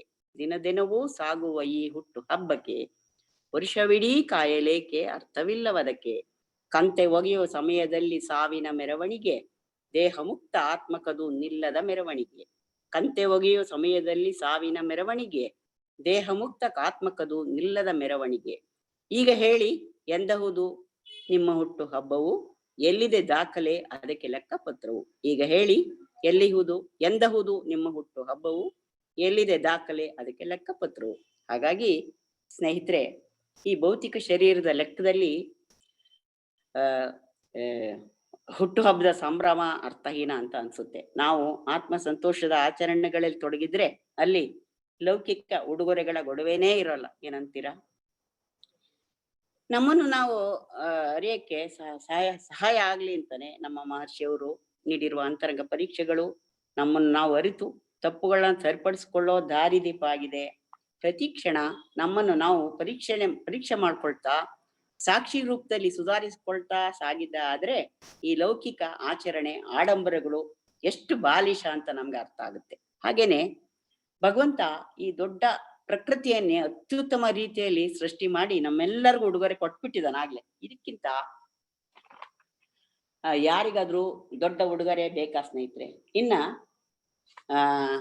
ಹುಟ್ಟುಹಬ್ಬ ಆಯ್ತು, ಈಗ ಮದುವೆಗಳ ಕಡೆ ಒಂದ್ ಸ್ವಲ್ಪ ಹಾಗೆ ನೋಡೋಣ, ಗಮನ ಹರಿಸೋದಾದ್ರೆ ಇದೊಂದು ಕೊಡುಕೊಳ್ಳುವ ವ್ಯಾಪಾರ ಕೇಂದ್ರನೇ ಆಗ್ಬಿಟ್ಟಿದೆ. ಅವರ ಮಗಳಿಗೆ ತಾನೇ ಉಡುಗೊರೆ ರೂಪದಲ್ಲಿ ಕೊಳ್ಳಿ ಎಂಬ ಧೋರಣೆ. ಅದೇನು ಅಂತಿಂತ ಉಡುಗೊರೆ ಏನಲ್ಲ, ದುಬಾರಿ ಕಾರು, ಸೈಟು, ಚಿನ್ನ, ಹಣ ಏನ್ ಬೇಕಾದ್ರೂ ಆಗಿರ್ಬೋದು, ಅವರ ಅಂತಸ್ತಿಗೆ ಸರಿ ಹೊಂದುವಂತಹದ್ದು. ನಮ್ಮ ಹುಡುಗಿ ಚಿನ್ನವೇ ಆಗಿದ್ರು ಸಹ ಅವಳೊಂದಿಗೆ ಬರುವಷ್ಟು ಬರಲಿ, ಅದಕ್ಕೆ ಅವ್ರು ಹೇಳೋದು ವರದಕ್ಷಿಣೆ ಅಲ್ಲ, ಉಡುಗೊರೆ. ಅವರ ಮಗಳಿಗೆ ತಾನೆ ಅನ್ನೋ ಒಂದು ಸಮರ್ಥನೆ. ಆದ್ರೆ ಇದ್ದವರು ಕೊಡ್ಬೋದೇನೋ, ಉಳ್ಳವರು ಶಿವಾಲಯ ಮಾಡುವರು, ನಾನೇನು ಮಾಡಲಯ್ಯ ಬಡವ ಅನ್ನೋ ಹಾಗೆ ಇದ್ದವರ ಇಲ್ಲದವರ ಪಾಡೇನು. ಅದಕ್ಕೆ ಹೇಳೋದು ನಮ್ಮ ನಮ್ಮ ಅಂತಸ್ತನ್ನು ನೋಡಿ ಸಂಬಂಧ ಬೆಳೆಸ್ಬೇಕು ಅಂತ. ಅದಕ್ಕೆ ಹಿರಿಯರು ಒಂದ್ ಗಾದೆನ ಮಾಡಿ ಇಟ್ಟಿದ್ದಾರೆ, ಕುಲ ನೋಡಿ ಹೆಣ್ ತರಬೇಕು, ಜಲ ನೋಡಿ ಬಾವಿ ತೋಡ್ಬೇಕು ಅಂತ. ಇಷ್ಟೊಂದು ಉಡುಗೊರೆ ಕೊಟ್ಟ ಮೇಲುವೆ ಹೆಣ್ಮಕ್ಳು ಸುಖವಾಗಿರ್ತಾರ ಅಂದ್ರೆ ಇಲ್ಲ. ಒಮ್ಮೆ ಕೊಟ್ಟು ತೋರ್ಸಿದ್ರೆ ಮುಗೀತು, ಇದು ಜೀವನ ಪರ್ಯಂತ ಸಾಗುತ್ತೆ. ಹಾಗೂ ಕೆಲವು ಸಂದರ್ಭಗಳಲ್ಲಿ ಇದು ಸಾವಿನಲ್ಲೂ ಅಂತ್ಯ ಕಾಣುತ್ತೆ ಸ್ನೇಹಿತರೆ. ಇದನ್ನೆಲ್ಲ ನೋಡಿದ್ರೆ ನನ್ಗನ್ಸುತ್ತೆ ಪ್ರೇಮ ವಿವಾಹಗಳೇ ಮೇಲು ಅಂತ ಅಲ್ವಾ. ಇಲ್ಲಿ ಪ್ರೀತಿಯೇ ಮುಖ್ಯ ಆಗುತ್ತೆ, ಕೊಳ್ಳೋ ಯಾವುದೇ ವ್ಯವಹಾರ ಇಲ್ಲ. ಆದ್ರೆ ಮಾತ್ರ ಆಯ್ಕೆಯಲ್ಲಿ ತುಂಬಾ ಕಟ್ಟೆಚ್ಚರ ಇರಬೇಕು ಅಷ್ಟೇ. ಇದೊಂದು ಅದಕ್ಕೆ ನಂಗೊಂದು ಚಿತ್ರಗೀತೆ ಜ್ಞಾಪಕ ಬಂತು. ಉಡುಗೊರೆಯೊಂದ ತಂದ ನನ್ನಯ ಮನದಾನಂದ, ಮನವನು ತಣಿಸಲು ಬಂದ, ಹೊಸ್ತಿಲಲ್ಲಿ ನಗುತ್ತಲಿ ನಿಂದ ಅನ್ನೋ ಹಾಗೆ ಇಲ್ಲಿ ಬರೀ ಪ್ರೀತಿಯ ನೌಕೆ ಮೇಲಿನ ಜೀವನ ಅಷ್ಟೇನೆ. ನಾನು ಬಡವಿಯಾತ ಬಡವ, ಒಲವೇ ನಮ್ಮ ಬದುಕು, ಬಳಸಿಕೊಳ್ಳುವೆವದನೇನು, ಅದಕ್ಕೂ ಇದಕ್ಕೂ ಎದಕ್ಕೂ ಅನ್ನೋ ಕವಿವಾಣಿ ಹಾಗೆ ಎಷ್ಟು ಸುಂದರವಾಗಿರುತ್ತೆ ಅಲ್ವಾ. ಇಲ್ಲಿ ಪತಿ ಪತ್ನಿಯರು ಪ್ರೀತಿಯಿಂದ ವಿನಿಮಯ ಮಾಡ್ಕೊಳ್ಳೋ ಸಣ್ಣ ಸಣ್ಣ ಕ್ಷಣಗಳು ಅತ್ಯಂತ ಬೆಲೆ ಬಾಳುವ ಉಡುಗೊರೆಗಳಾಗಿ ಅವರ ಕಷ್ಟ ಸುಖಗಳಲ್ಲಿ ಕೈ ಹಿಡಿಯುತ್ತೆ. ಇದಕ್ಕಿಂತ ಬೇರೆ ಯಾವ ಉಡುಗೊರೆ ಬೇಕು ಹೇಳಿ ನೀವು. ಇನ್ನು ಕರುಳಿನ ಕುಡಿಯನ್ನ ಉಡುಗೊರೆಯಾಗಿ ಪಡೆದ ಅನುಪಮ ಕ್ಷಣ. ಇಲ್ಲಿ ಮತ್ತೆಲ್ಲವೂ ಗೌಣ. ಪತಿಯ ಉಡುಗೊರೆಯನ್ನ ಮಡೆಯಲ್ಲಿ ಹೊತ್ಕೊಂಡು ತವರಿಂದ ಪತಿಗ್ರಹಕ್ಕೆ ಬರೋ ಹೆಣ್ಣಿನ ಮಾತುಗಳನ್ನು KS ನರಸಿಂಹಸ್ವಾಮಿಯವರು ಈ ರೀತಿ ಸುಂದರವಾಗಿ ವರ್ಣಿಸಿದ್ದಾರೆ. ಪತಿ ಕೇಳ್ತಾನೆ, ನಮ್ಮೂರು ಚಂದವೋ ನಿಮ್ಮೂರು ಚಂದವೋ ಅಂತ. ಅದಕ್ಕೆ ಆಕೆ ಹೇಳ್ತಾಳೆ, ಊರಬೇಲಿಗೆ ಬಂದು ನೀವು ನಮ್ಮನ್ನು ಕಂಡು ಕುಶಲವನು ಕೇಳಿದಾಗ, ಕಣ್ಣಲೇನೋ ಬಂದು ತುಟಿಯಲೇನೋ ನಿಂದು ಕೆನ್ನೆ ಕೆಂಪಾದುದಾಗ, ಹೊನ್ನೂರಿಗಿಂತಲೂ ನವಿಲೂರೇ ಸುಖವೆಂದು ನಿಲ್ಲಿಸಿತು ಪ್ರೇಮ ಕೂಗಿ ಅಂತ. ನಿಮ್ಮೂರೇ ಸುಖ ಅಂತ ಮನಸ್ಸಿನ ಅವಳ ಹೆಣ್ಣಿನ ಭಾವನೆ. ನೀವು ಕೊಟ್ಟಿರುವಂತ ಉಡುಗೊರೆಯನ್ನು ತಗೊಂಡ್ ಬರ್ತಾ ಇದ್ದೀನಿ, ನಮ್ಮೂರಿಗಿಂತ ನಿಮ್ಮೂರೇ ಸುಖ ಅಂತ ಹೇಳೋದು ಇದು ನರಸಿಂಹಸ್ವಾಮಿಯವರ ಒಂದು ಕವನದ ಸಾಲು. ಸೊ ಹೀಗೆ ಅಂತರಾಳದ ಉಡುಗೊರೆಯ ಮಹತ್ವ ಇದೆ. ಇದು ಎಷ್ಟು ಕೋಟಿ ಕೊಟ್ಟರು ನಮಗೆ ಸಿಕ್ಕಲ್ಲ. ವೇದಾದ್ರಿ ಮಹರ್ಷಿಯವರು ಸುಖಿ ದಾಂಪತ್ಯದ ಬಗ್ಗೆ ಕೆಳಕಂಡ ಕವಿತೆಯಲ್ಲಿ ಉಲ್ಲೇಖ ಮಾಡಿದ್ದಾರೆ. ಪ್ರೀತಿಯ ಬಸುರುವಿಕೆ ದಾಂಪತ್ಯದಲ್ಲಿ ಗಂಡು ಹೆಣ್ಣು ಇಬ್ಬರಲ್ಲೂ ಇರುವುದು. ಅವರವರ ಸಂಗಾತಿಗಳ ಮನ ನೋಯಿಸಿದರೆ ಸಂಕಷ್ಟವೆಂಬ ಉದ್ವೇಗದ ಬಲೆ ಉದ್ಭವಿಸಿ ಅನೇಕರನ್ನು ಆಕ್ರಮಿಸುತ್ತದೆ. ಸಮಸ್ಯೆಯನ್ನುಂಟು ಮಾಡುವ ಶಾಪವೆಂಬ ವ್ಯಾಧಿಗಳು ಬಂದರೂ ಚೇತರಿಸುವಿರಿ, ಪ್ರೀತಿಯ ಚಿಲುಮೆ ಇಬ್ಬರ ನಡುವೆ ವೃದ್ಧಿಗೊಂಡು ಹಾರೈಸುವುದರೊಂದಿಗೆ. ನಗುಮುಖ, ತಾಳ್ಮೆ, ತ್ಯಾಗ ಸ್ವಭಾವವನ್ನು ತೋರ್ಪಡಿಸಬೇಕು. ತನ್ನ ಕೀರ್ತಿಯನ್ನು ಸ್ಪಷ್ಟಪಡಿಸುವ ಒಳ್ಳೆಯ ಗುಣಗುಳ್ಳ ಜನರು ವೃದ್ಧಿಯಾಗುವರು. ದಾಂಪತ್ಯ ಜೀವನವನ್ನು ಶೋಧಿಸಿ ಕಂಡ ಸತ್ಯವಿದು ಅಂತ ಮಹರ್ಷಿಯವರು ಹೇಳ್ತಾರೆ. ಇದರೊಂದಿಗೆ ಸಂಸಾರದಲ್ಲಿ ಪರಸ್ಪರ ಹಾರೈಕೆಗಳಿಗಿಂತ ಹೆಚ್ಚಿನ ಉಡುಗೊರೆ ಯಾವುದೂ ಇಲ್ಲ ಎಂಬ ಸತ್ಯವನ್ನ ಸ್ಪಷ್ಟವಾಗಿ ಸಾರಿದ್ದಾರೆ. ಹಾಗಾಗಿ ಕುಟುಂಬದಲ್ಲಿ ನೆಮ್ಮದಿಯನ್ನು ಇಚ್ಛಿಸಿ, ಅರಸಿ, ಪ್ರಯತ್ನಿಸಿ, ಪಡೆದು, ಅನುಭೋಗಿಸಿ, ಪ್ರಯೋಜನವನ್ನು ಪಡೆದು, ಉನ್ನತಿಯನ್ನು ಹೊಂದಿ, ಆ ನೆಮ್ಮದಿಯನ್ನ ಆನಂದವನ್ನು ಸುತ್ತಮುತ್ತ ಇರುವರಲ್ಲೂ ಸಮುದಾಯದಲ್ಲಿಯೂ ಹರಡಲು ಬಿಡಿ ಅನ್ನುವುದು ಮಹರ್ಷಿಯವರ ಆಶಯ. ಇದರಲ್ಲಿಯೇ ನಮ್ಮ ಎಲ್ಲಾ ಉಡುಗೊರೆಗಳು ಅಡಗಿದೆ ಅಲ್ವಾ. ಇನ್ನು ಈ ಉಡುಗೊರೆಗಳಿಗೂ ಹಾಗೂ ದಾನಕ್ಕೂ ಏನಾದ್ರೂ ಸಂಬಂಧವಿದೆಯಾ ನೋಡೋಣ. ಉಡುಗೊರೆ ನೀಡುವಾಗ ಖಂಡಿತ ಅವರಿಂದ ನಾವು ಹಿಂದೆ ಏನಾದ್ರು ಪಡೆದಿದ್ರೆ ಅದನ್ನು ಹಿಂದಿರಿಸಲೇಬೇಕಾದ ಒಂದು ಅನಿವಾರ್ಯತೆ ಇರುತ್ತೆ. ಅಥವಾ ಇನ್ನೊಮ್ಮೆ ಅವರು ಅದನ್ನು ಯಾವ್ದಾದ್ರೂ ಸಂದರ್ಭದಲ್ಲಿ ಹಿಂತಿರಿಸ್ಕೊಡ್ತಾರೆ ಎಂಬ ಒಂದು ಭರವಸೆ, ಭಾವನೆ ಖಂಡಿತ ಇದ್ದೇ ಇರುತ್ತೆ. ಅಲ್ಲಿಗೆ ಗಿವ್ ಅಂಡ್ ಟೇಕ್ ಪಾಲಿಸಿ ಇಟ್ಕೊಂಡೇ ನಾವು ಉಡುಗೊರೆ ತಗೊಳ್ಳೋದು ಕೊಡೋದು ಆಗಿರುತ್ತೆ. ನೋಡಿ, ನಮ್ಗೆ ಯಾವುದೇ ವಿಷಯದಲ್ಲಿ ಮರವಿರ್ಬಹುದು, ಈ ವಿಚಾರದಲ್ಲಿ ಮಾತ್ರ ಖಂಡಿತ ಇಲ್ಲ. ಯಾಕಂದ್ರೆ ನಾವು ಕೊಟ್ಟ ಉಡುಗೊರೆ, ಅದರ ಬೆಲೆ ಎಲ್ಲ ನಮ್ಮಲ್ಲಿ ಅಚ್ಚೊತ್ತಾಗಿರುತ್ತೆ. ಅವರಿಂದ ಪಡೆಯುವ ಸಮಯ ಬಂದಾಗ ಮನಸ್ಸು ಅದರ ಬೆಲೆನ ಹೊರಗೆ ಹಚ್ಚಿ ನೋಡೋದು ಶತಸಿದ್ಧ. ಎಲ್ಲರೂ ಹೀಗಿಲ್ಲ, ಆದ್ರೆ ಮೆಜಾರಿಟಿ ಹೀಗೆ ಯೋಚನೆ ಮಾಡ್ತಾರೆ ನೋಡಿ. ಹಾಗಾಗಿ ಈ ಉಡುಗೊರೆ ಕೊಡುವ ಪಡೆಯುವ ಕ್ರಿಯೆಯಷ್ಟು ಕಠಿಣವಾದ ಕ್ರಿಯೆ ಇನ್ನೊಂದಿಲ್ಲ. ಯಾಕಂದ್ರೆ ನಾವು ಕೊಟ್ಟಿದ್ದರ ಮುಖಬೆಲೆ ನೋಡದೆ ಅದರ ಹಿಂದಿರೋ ಪ್ರೀತಿಯನ್ನ ಗಮನಿಸಿದ್ರೆ ಈ ವಿಷಯ ಸರಳನೇ. ಏನೋ ಬರೀ ಕೈಲಿ ಬರಬಾರ್ದು ಅಂತ ಏನೋ ಒಂದು ತಂದಿದ್ದಾರೆ, ಇರ್ಲಿ ಅನ್ನೋ ಭಾವನೆ ಇದ್ರೆ ಅದೊಂದಷ್ಟು ಸಮಸ್ಯೆನೇ ಆಗೋಲ್ಲ. ಆದ್ರೆ ನೋಡಿ, ಈ ಉಡುಗೊರೆ ತಗೊಳ್ಳೋರ ಮಧ್ಯೆ ಕೆಲವರು ಇರ್ತಾರೆ. ಅವರು ಮಧ್ಯವರ್ತಿಗಳ ಕೆಲಸ ಮಾಡಿ, ಅಯ್ಯೋ ಇದನ್ ಕೊಟ್ರ ಅದನ್ ಕೊಟ್ರ ಅಂತ ಏನೋ ಒಂದು ಇಬ್ಬರ ಮಧ್ಯೆನೋ ಒಂದು ಗ್ಯಾಪ್ ಕ್ರಿಯೇಟ್ ಮಾಡ್ಬಿಡ್ತಾರೆ. ಇದರಿಂದಾಗಿ ಕೆಲಸ ಎಲ್ಲ ಉಡುಗೊರೆ ಕೊಟ್ಟಿದ್ದಕ್ಕೆ ತಗೊಂಡಿದ್ರ ಮಧ್ಯೆ ಏನೋ ಒಂದು ಸಂಬಂಧನೇ ಮಾತುಕತೆ ಬಂದ್ಬಿಟ್ಟು ಸಂಬಂಧ ಹಳಸ್ಲಬಹುದು. ಎಷ್ಟು ಕೊಟ್ಟಿದ್ದಾರೆ, ಅಷ್ಟು ಕೊಟ್ಟಿದ್ದಾರೆ, ನಾನು ಅಷ್ಟು ಕೊಟ್ಟಿದ್ದೆ, ಈ ತರದ್ದೆಲ್ಲ ಬಂದ್ಬಿಡುತ್ತೆ. ಈ ತರದ್ದು ಆಗತ್ತೆ ಈ ಉಡುಗೊರೆ ವ್ಯವಹಾರದಲ್ಲಿ. ಇನ್ನು ದಾನದ ವಿಷಯಕ್ಕೆ ಬಂದ್ರೆ ಬಲಗೈಲಿ ಕೊಟ್ಟಿದ್ದು ಎಡಗೈ ತಿಳಿಬಾರ್ದು ಅಂತ ಒಂದು ಮಾತಿದೆ. ಮಹರ್ಷಿಯವರು ಸಹ ನಾವು ಏನು ಪಡೆದಿದ್ದೇವೋ ಅದು ಸಮಾಜದಿಂದಲೇ ಆಗಿದೆ, ಆದ ಕಾರಣ ನಾವು ಈ ಸಮಾಜಕ್ಕೆ ಸಾಲ್ಗಾರರಾಗಿದ್ದೀವಿ. ಹಾಗಾಗಿ ನಮ್ಮ ಸ್ವಂತ ದುಡಿಮೆಯ 1% ಸತ್ಪಾತ್ರರಿಗೆ ದಾನ ಮಾಡ್ಬೇಕು ಅಂತ ಹೇಳಿದ್ದಾರೆ. ಈ ದಾನದ ವಿಷಯ ಬಂದಾಗ ನಾವು ದಾನ ಮಾಡಿದ್ದು ಆದಷ್ಟು ಪ್ರಚಾರ ಆಗ್ಲಿ ಅಂತ ಬಯಸೋರೇ ಜಾಸ್ತಿ ಇರ್ತಾರೆ. ಯಾವ್ದಾದ್ರು ದೇವಸ್ಥಾನಕ್ಕೆ ಏನಾದ್ರು ವಸ್ತುಗಳನ್ನ ದಾನ ಮಾಡುವಾಗ ಮರೆಯದೆ ತಮ್ಮ ಹೆಸರನ್ನ ಮುದ್ರಿಸ್ಬಿಡ್ತಾರೆ. ಹಾಗೆಯೇ ಛತ್ರ ವಗೈರೆಗಳನ್ನ ಏನೇನೋ ಕಟ್ಟಿಸ್ತಾರೆ, ಅಲ್ಲಿ ಮರೆಯದೆ ದಾನಿಗಳ ಹೆಸರು ರಾರಾಜಿಸ್ತಾ ಇರುತ್ತೆ. ಇನ್ನ ರಾಜಕೀಯ ವಲಯಕ್ಕೆ ಬಂದ್ರೆ ಇಲ್ಲಿ ದಾನ ಮಾಡೋದೇ ಪ್ರತಿಫಲಾಪೇಕ್ಷೆ ಇಟ್ಕೊಂಡು ಹಾಗೂ ಪ್ರಚಾರಕ್ಕೆ. ಇತ್ತೀಚಿನ ಕೊರೋನಾ ಸಮಯದನ್ನೇ ನೀವು ನೋಡ್ಬೋದು, ಆಹಾರ ಪದಾರ್ಥ, ಬಟ್ಟೆ, ಬರೆ ಎಲ್ಲರೂ ಏನೇನೋ ದಾನ ಮಾಡಿದ್ರು.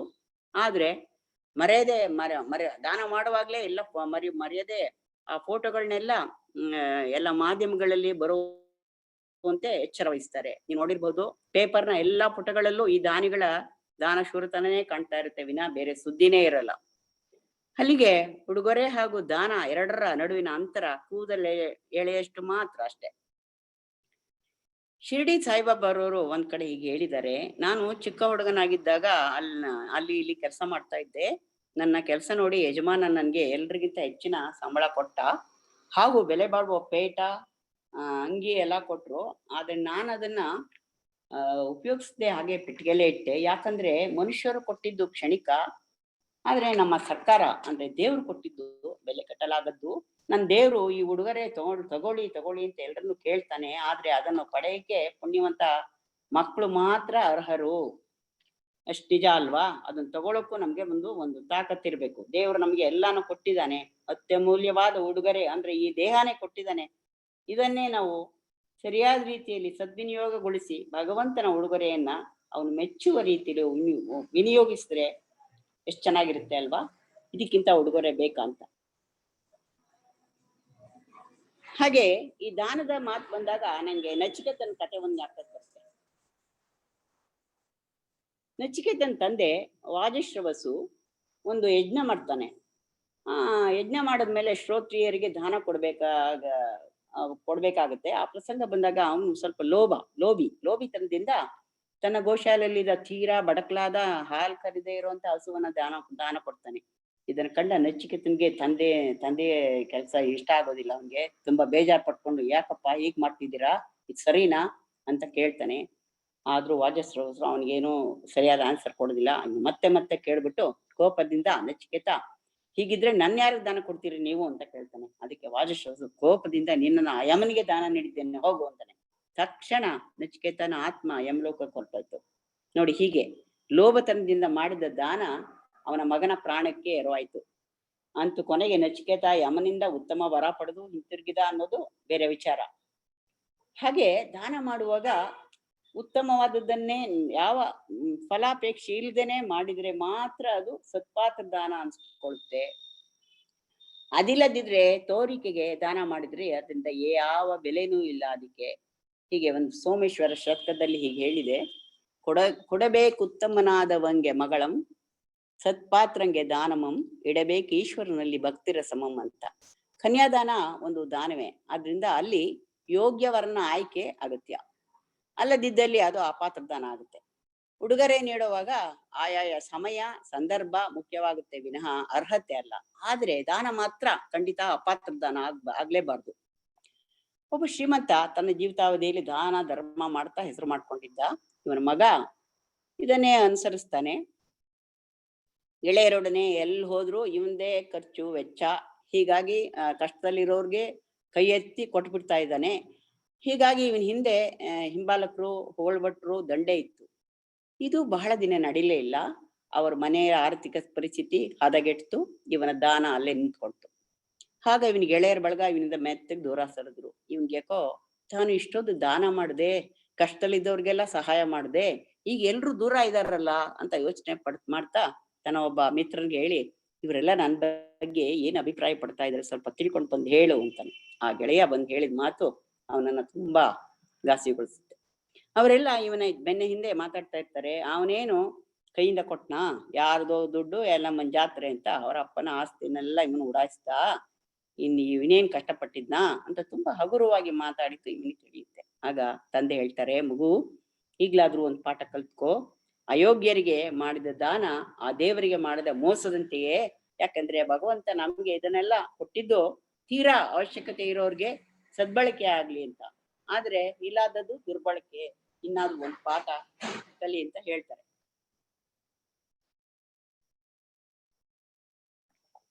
ಹೌದು, ದಾನ ಅತಿಯಾದ್ರೂ ಅದು ವಿಷಾನೇ.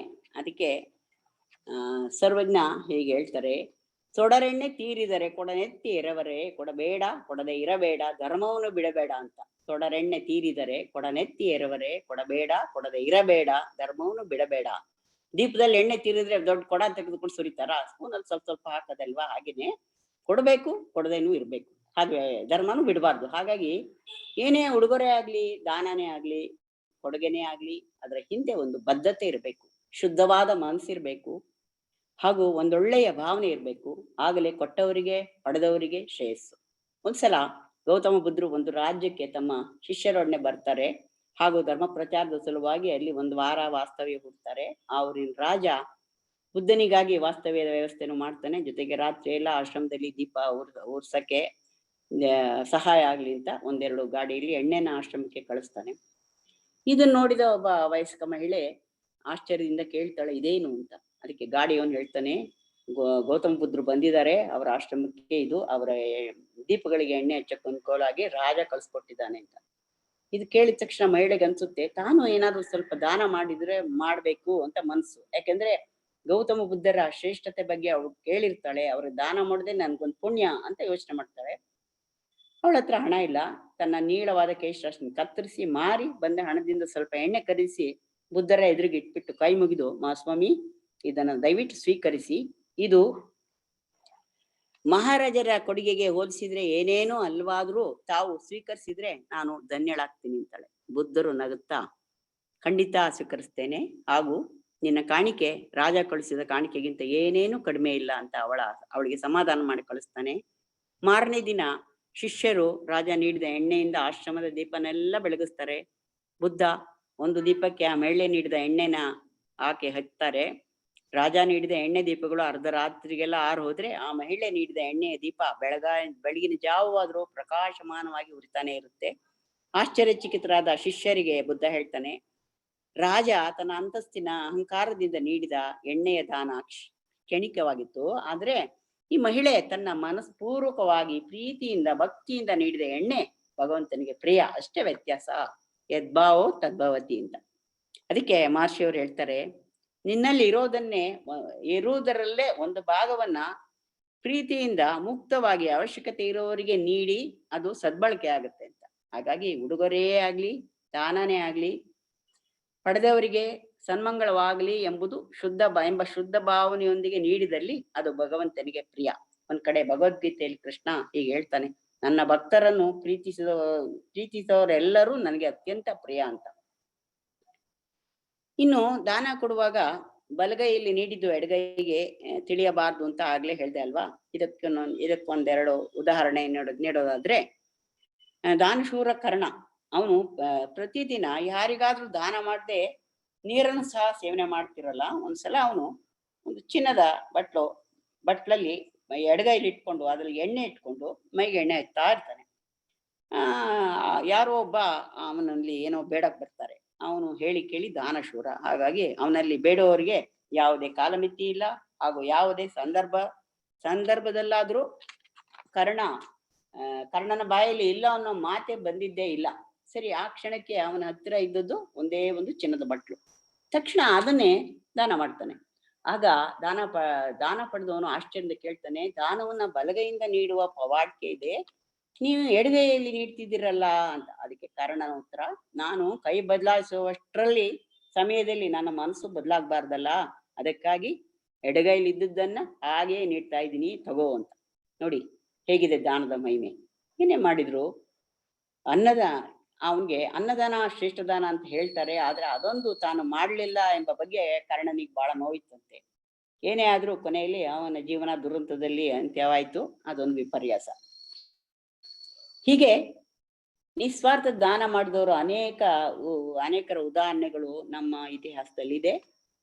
ಇನ್ನೊಂದು ಉದಾಹರಣೆ ಹೇಳೋದಾದ್ರೆ, ನಮ್ಮ ಚಾಮರಾಜ ಒಡೆಯರು ನಿಮ್ಗೆ ಗೊತ್ತಿರ್ಬೋದು, ನೀವೆಲ್ಲ ಕೇಳಿರ್ಬೋದು. ಅವರು ಮೈಸೂರಿನಲ್ಲಿ ಕಾಲೇಜಿನಲ್ಲಿ ವಿದ್ಯಾಭ್ಯಾಸ ಮಾಡ್ತಿರುವಾಗ ಸಂದರ್ಭ, ಅವರು ವಿದ್ಯಾರ್ಥಿ ಯೂನಿಯನ್ ನಲ್ಲಿ ಅಧ್ಯಕ್ಷರು ಆಗಿರ್ತಾರೆ. ಒಂದ್ಸಲ ಯಾವುದೋ ಒಂದು ನಿಧಿಗಾಗಿ ಎಲ್ಲರಿಂದ ದೇಣಿಗೆ ಸಂಗ್ರಹಿಸ್ತಾ ಇರ್ತಾರೆ. ಆ ಪಟ್ಟಿಯಲ್ಲಿ ಎಲ್ಲರೂ ನೀಡಿದ ಮೇಲೆ ಕೊನೆಯಲ್ಲಿ ತಮ್ಮ ಹೆಸರು ಬರೆದು ಆ ಕಾರ್ಯಕ್ರಮಕ್ಕೆ ಬೇಕಾದ ಪೂರ್ತಿ ಬಾಕಿ ಮೊತ್ತವನ್ನು ತಾವೇ ದೇಣಿಗೆಯಾಗಿ ನೀಡಿದ್ದು ಅತ್ಯಂತ ಗೋಪ್ಯವಾಗಿ. ಹಾಗೂ ಮೊದಲೇ ತಾವು ಹೆಚ್ಚಿನ ಮೊತ್ತ ನೀಡಿದ್ರೆ, ತನ್ನ ಹೆಸರು ಮೊದಲೇ ಹಾಕಿದ್ರೆ ಅಷ್ಟೊಂದು ಕೊಡೋ ಸಾಧ್ಯವಿಲ್ಲದವರಿಗೆ ಏನಾದ್ರು ಕಿರಿಕಿರಿ ಆಗ್ಬಾರ್ದು, ಅವರಿಗೆ ಅವ್ರ ಮನಸ್ಸು ನೋವಾಗ್ಬಾರ್ದು ಅಂತ ಒಂದು ಉದಾತ್ತ ಮನೋಭಾವದಿಂದ ಮಹಾರಾಜರು ಆತರ ಮಾಡಿದ್ದಾರೆ. ಒಂಥರ ಡೌನ್ ಟು ಅರ್ತ್ ಅನ್ನೋ ವ್ಯಕ್ತಿತ್ವ ಅವ್ರದ್ದು. ಇನ್ನ ಉಡುಗೊರೆಗಳ ಕಡೆ ಸ್ವಲ್ಪ ನೋಡೋಣ. ಕೆಲವರು ಆಹ್ವಾನ ಪತ್ರಿಕೆಯಲ್ಲೇನೆ ನಿಮ್ಮ ಆಗಮನವೇ ನಮ್ಮ ಉಡುಗೊರೆ, ಆದ್ದರಿಂದ ಉಡುಗೊರೆ ತರಬೇಡಿ ಅಂತ ಮುದ್ರಿಸಿ ಆಮಂತ್ರಣ ಕೊಡ್ತಾರೆ. ಸರಿ, ಈ ತರ ಇದೊಂದು ರೀತಿಯ ಹಗುರವಾದ ವಿಷಯನೇ ಸರಿ. ಎಲ್ಲರೂ ನಿಸ್ಸಂಕೋಚವಾಗಿ ನಿಶ್ಚಿಂತೆಯಿಂದ ಕಾರ್ಯಕ್ರಮಕ್ಕೆ ಹೋಗಿ ಬರ್ಬೋದು. ಆದ್ರೆ ಇನ್ನೊಂದು ರೀತಿ ಇದೆ. ಮದುವೆಗೆ ಆಮಂತ್ರಣ ನೀಡುವಾಗ್ಲೇ ಒಂದೊಂದು ಗಿಫ್ಟ್ ಅನ್ನು ಸಹ ಕೊಟ್ಟು ಹೋಗ್ತಾರೆ. ಈಗ ನಾವು ಗಿಫ್ಟ್ ತಗೊಂಡ ಮೇಲೆ ಕಾರ್ಯಕ್ರಮಕ್ಕೆ ತಪ್ಪಿಸ್ಕೊಳ್ಳೋ ಹಾಗೂ ಇಲ್ಲ, ಉಡುಗೊರೆ ನೀಡೋದನ್ನು ತಪ್ಪಿಸುವಂತೆಯೂ ಇಲ್ಲ. ಏನ್ ಕೊಡೋದು ಏನ್ ಬಿಡೋದು ಅನ್ನೋ ಸಮಸ್ಯೆಗೂ ಕೊನೆ ಇಲ್ಲ ಅಲ್ವಾ? ಸೊ ಸಮಾಜದಿಂದ ಪಡೆದ ಪ್ರತಿಯೊಬ್ಬರ ಕರ್ತವ್ಯ ತನ್ನಿಂದ ಸಾಧ್ಯವಾದಷ್ಟನ್ನ ಸಮಾಜಕ್ಕೆ ಹಿಂತಿರುಗಿಸೋದೇ ಆಗಿರುತ್ತೆ. ಈ ವಿಚಾರ ನೋಡಿದಾಗ ನಮ್ಮ ಮುಂದೆ ಹಲವಾರು ಗಣ್ಯರು ಮಹನೀಯರ ಉದಾಹರಣೆಗಳು ಇದೆ.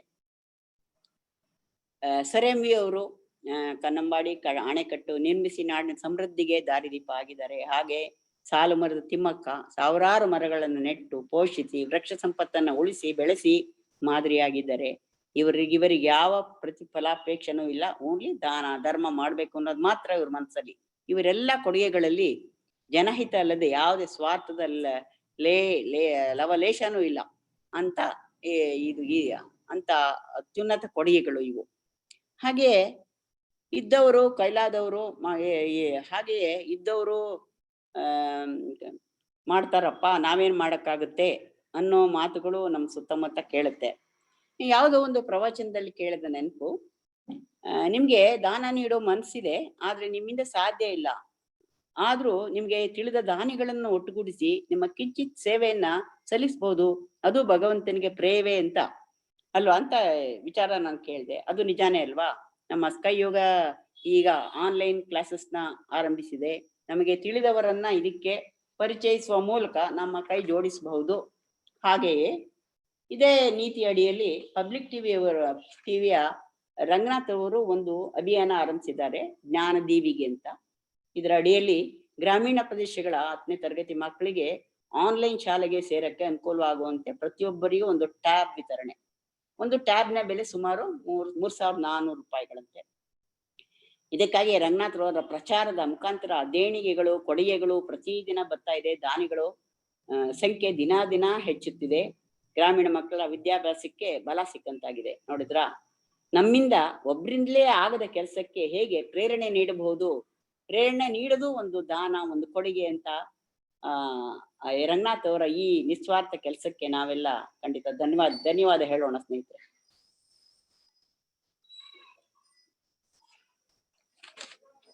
ನಮ್ಮಲ್ಲಿ ಒಂದು ಮಾತಿದೆ, ಅತಿವೃಷ್ಟಿ ಅನಾವೃಷ್ಟಿ ಅಂತ. ಅಂದ್ರೆ ಕೆಲವರು ಎಷ್ಟಿದ್ರು ಕಡು ಲೋಭಿಗಳು ಕಿಲುಬು ಕಾಸನ್ನು ಬಿಡಲ್ಲ. ಇಂಥವರಿಂದ ಯಾವ ದಾನನೂ ಧರ್ಮನೂ ಸಾಧ್ಯನೇ ಇಲ್ಲ ಬಿಡಿ. ಆದ್ರೆ ಇನ್ನೊಂದು ಗುಂಪಿದೆ, ಬೇಕಾದಷ್ಟಿದೆ, ದಾನನೂ ಕೊಡ್ತಾರೆ, ಆದ್ರೆ ವಿವೇಚನೆನೇ ಇಲ್ಲ, ತೋರ್ಪಡಿಕೆ ಹಾಗೂ ಅಹಂಭಾವ. ಇವೆರಡು ಸರಿಯಲ್ಲ. ನೀಡಿ ನೀಡಿ ಕೆಟ್ಟರೋ ನಡೆಯಿಲ್ಲದವರು, ಮಾಡಿ ಮಾಡಿ ಕೆಟ್ಟರೋ ನಿಜವಿಲ್ಲದವರು ಅನ್ನೋ ಹಾಗೆ ಒಂದು ನಿರ್ದಿಷ್ಟ ಗುರಿ, ಅದನ್ನು ತಲುಪುವ ಪರಿ ಎರಡೂ ಅತಿ ಅವಶ್ಯ. ಯಾಕಂದ್ರೆ ನಮ್ಮ ಭಂಡಾರ ಎಲ್ಲ ಬರಿದು ಮಾಡ್ಕೋಬೇಕು, ದಾನ ನೀಡ್ಬೇಕು ಅನ್ನೋದಕ್ಕೆ ಯಾವ ಮಹತ್ವನೂ ಇಲ್ಲ ಅಲ್ವಾ. ಇಲ್ಲೊಬ್ಬ ರಾಜನ ಹುಂಬತನ ನೋಡೋಣ. ಅವನಿಗೆ ಬಹುಮಾನ ನೀಡೋ ಗೀಳು ಜಾಸ್ತಿ. ಒಂದ್ಸಲ ಒಂದು ಪ್ರಕಟಣೆ ಮಾಡ್ತಾನೆ, ರಾಜ್ಯದ ಮೂಲೆ ಮೂಲೆಯಿಂದ ಯಾರೇ ಪಂಡಿತರಿದ್ರು ಸರಿ ಆಸ್ಥಾನಕ್ಕೆ ಬಂದು ಒಂದು ಹೊಸ ಶ್ಲೋಕ ಹೇಳಿದ್ರೆ ಅವರಿಗೆ ಬಹುಮಾನ ನೀಡಲಾಗತ್ತೆ ಅಂತ. ಸರಿ, ಬಹುಮಾನದ ಆಸೆಗಾಗಿ ದಿನ ಪಂಡಿತರು ಬಂದು ಶ್ಲೋಕ ಹೇಳೋದು, ಬಹುಮಾನ ಪಡೆಯೋದು ನಡೆದೇ ಇರುತ್ತೆ. ಹಾಗೇನೆ ರಾಜ್ಯದ ಬೊಕ್ಕಸನು ಖಾಲಿ ಆಗ್ತಾ ಬರುತ್ತೆ. ಇದನ್ನು ನೋಡಿದ ಮಂತ್ರಿಗೆ ತುಂಬಾ ಚಿಂತೆ ಆಗುತ್ತೆ.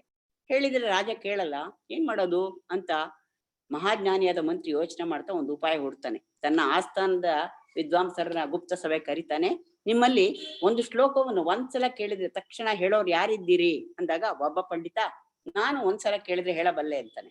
ಇನ್ನೊಬ್ಬ 2 ಸಲ ಕೇಳಿದ್ರೆ ಹೇಳಬಲ್ಲೆ ಅಂತಾನೆ. ಮತ್ತೊಬ್ಬ 3 ಬಾರಿ ಕೇಳಿದ್ರೆ ಹೇಳಬಲ್ಲೆ ಅಂತಾನೆ. ಸರಿ, ಪಂಡಿತರ ಪ್ರತಿಭೆ ಮಂತ್ರಿಗೆ ತಿಳಿಯುತ್ತೆ.